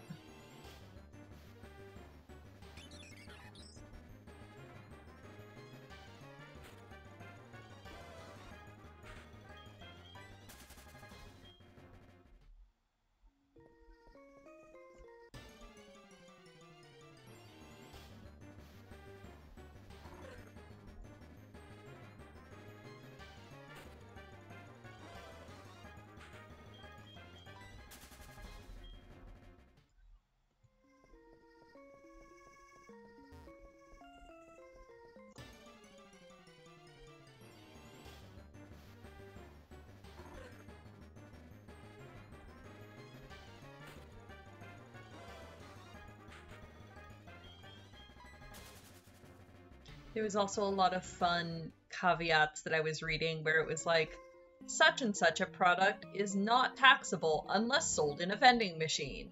And then like 2 paragraphs later, such and such product is not taxable unless sold in a vending machine. Like, vending machines are always taxed, apparently. So if you really want to save money, go buy your drink from a convenience store. Because there's the possibility that it won't be taxed. Whereas it would be for sure if it was in a vending machine.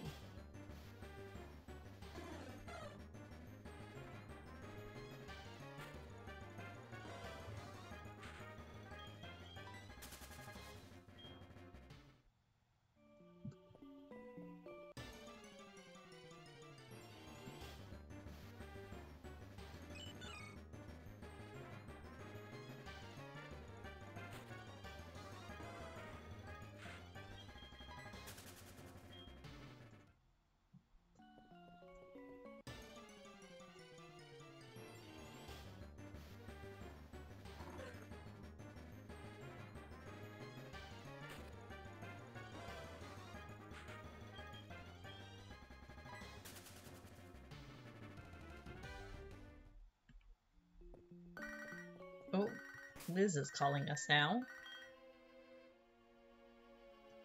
How are we doing? This is Liz. Listen, listen. Ooh, a Pokemon salon in Goldenrod that's run by 2 brothers. The older brother is good, but the younger one really isn't. But the younger one charges less and sometimes does a better job than his brother. Every time I go, I have a hard time trying to decide whom I should use. That's an actual helpful tip. Thank you, Liz. If I hadn't played these games 10,000 times already, that would be an actual useful tip. Thank you.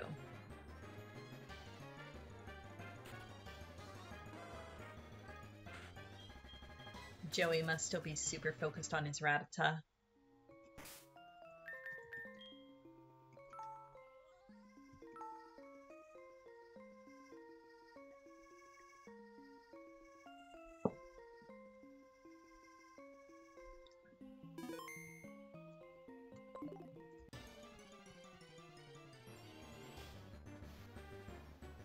We've only been at this for 14 hours.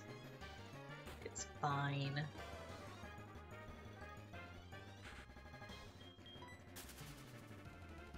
You might have noticed at the start of today's stream, our number had jumped a bit since last week. I did do a few encounters off stream. One day that Rattata will save the world. Maybe. We'll have to wait and find out. Maybe he'll help us take down Team Rocket. I hear they're going to become a problem later in the game.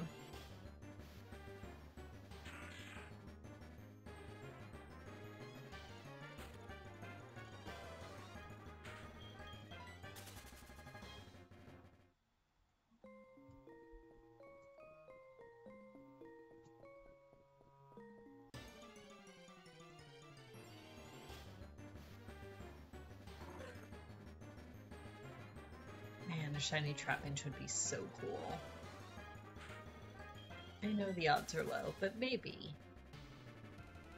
Maybe. I really just want the excuse to train a Flygon again. I had one in, I think, my very first playthrough of Emerald. And I just kind of fell in love with it. It's a beast. I love Flygon.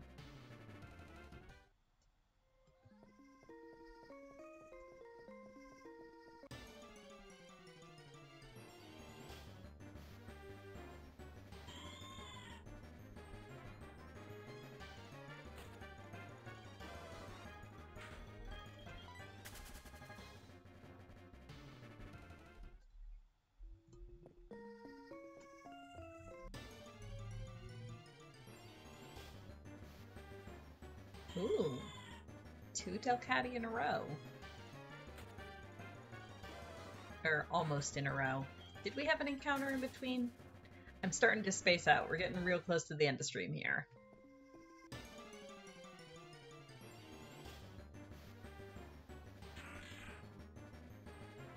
Lombre. Lombra. Lombra. I don't know. I always called it Lombre. Might not be technically correct, but...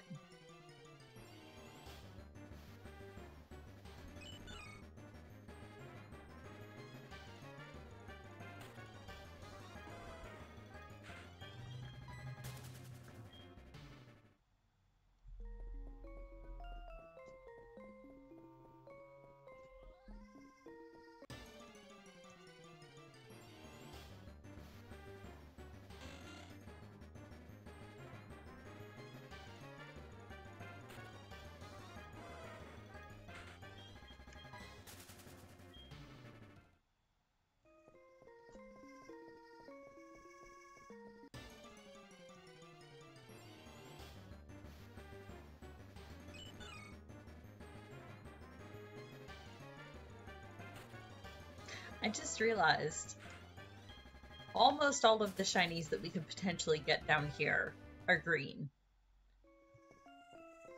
which will go very well with our green Hoppip. So we might just have a green team. I don't actually know what Lombre's shiny looks like, but I think it's just a different green. Meryl is definitely green. Trapinch is green. Meditite, I think, is brownish. Starly is brownish, but Wingull is green. Oh, 1200 and nice encounters.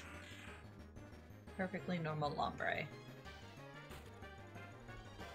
Ooh, Undisqualified's new onsen. Is it a new onsen or is it an old onsen that got pulled out of storage? Because we had an onsen a while ago. But did they add like a new furniture onsen? I haven't actually looked at the furnishing design contest winners yet.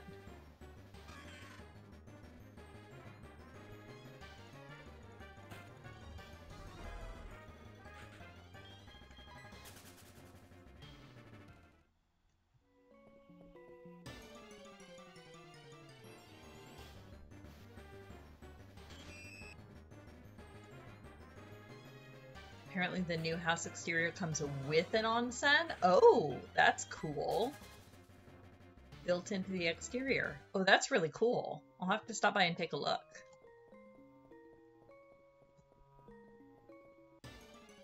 I'll hopefully have time to play a patch this weekend.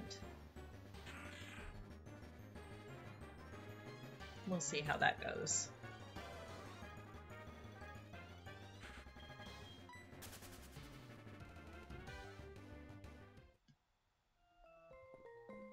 I potentially have sewing to do. Found out one of my coworkers makes resin dice, and they're gorgeous dice. Like, I don't know where he got his molds or if he makes his own molds, but these dice are beautiful. And he's going to be doing a tabling show in March, and found out that I sew dice bags and was wondering if I could make him like little miniature dice bags that he could just, you know, package his sets of dice in. So I told him I would do some prototypes for him and come up with how much, because basically I would end up charging him for however many, and then he can mark them up however much he wants and sell them on, or give them as gratis, whichever way he wants to do it. Whatever works for him to cover his costs. After he pays me, I no longer care. So I've been doing some prototypes and things. So yeah, we'll see if we can come to an agreement on that. And if so, I might have several dozen small dice bags to sew. But they don't take me that long. Not the little ones that... At least not the prototype that I made. I knocked together in 20 minutes.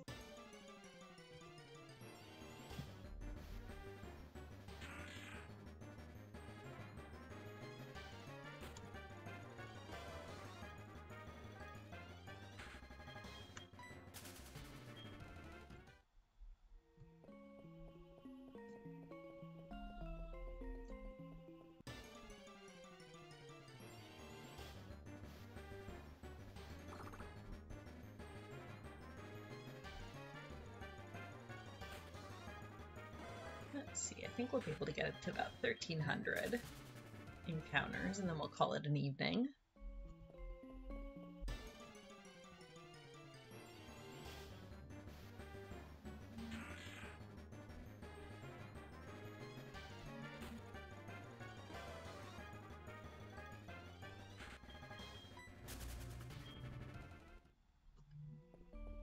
Also, you will be pleased to know my little carousel puzzle is held together quite nicely. I'm pretty sure it's dry now. I mean, it's still delicate, but it's all in one piece. Now I gotta figure out what to do with it. Which shelf I can set it on.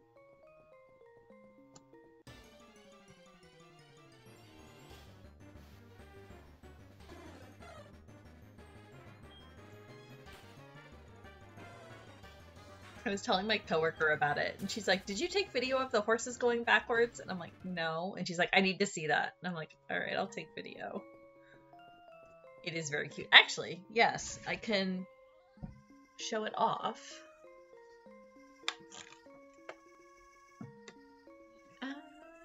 Stay.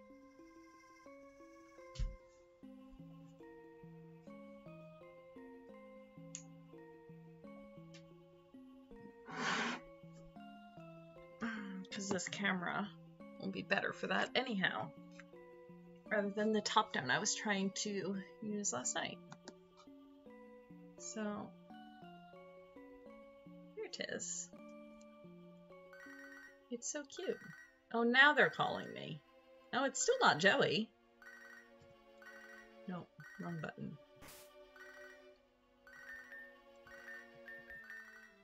Yes. But yes, I wind up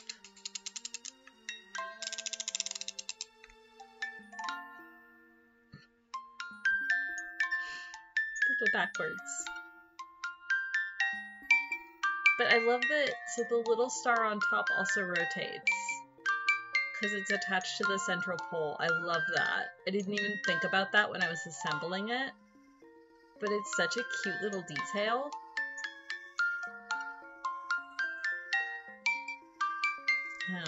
And then the base has got decorations all the way around it too. So yeah, it's so cute. I love it. And I had a real fun time putting it together. So I might have to see about getting myself more 3D puzzles in the future, because that was real cute.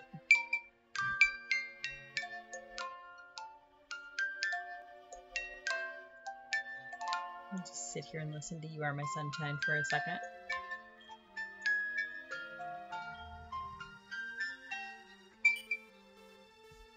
There we go.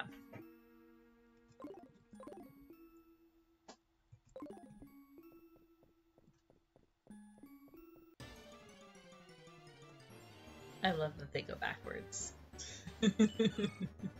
It's such a me thing to do that I put them on backwards.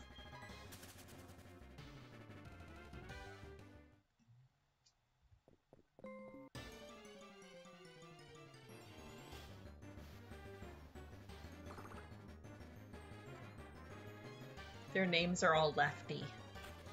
Lefty 1, Lefty 2, Lefty 3, and Lefty 4.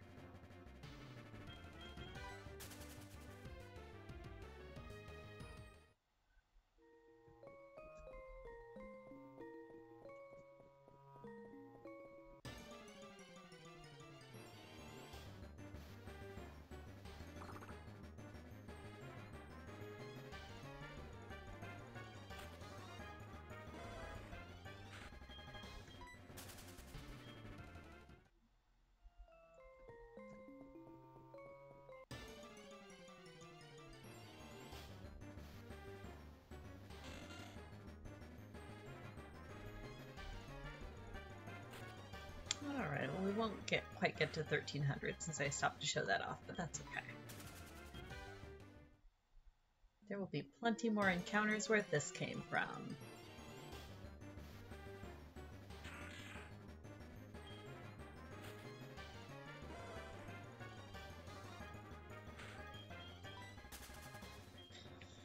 Alright, I think that'll about do it for the night.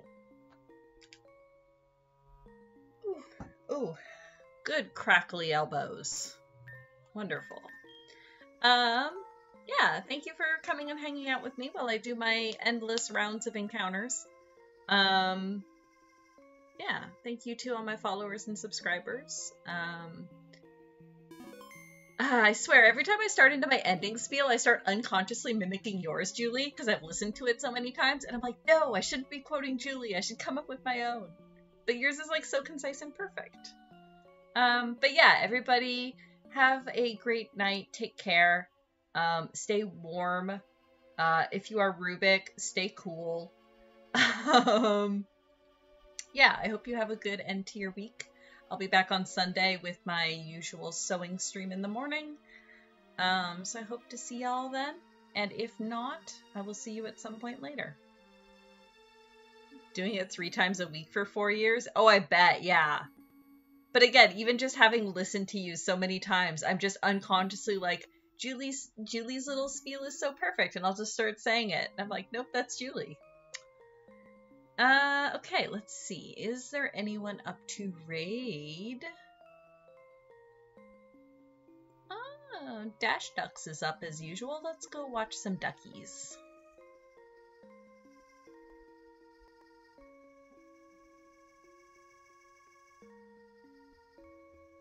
Cute, sleepy nighttime ducks. Alright. Good night.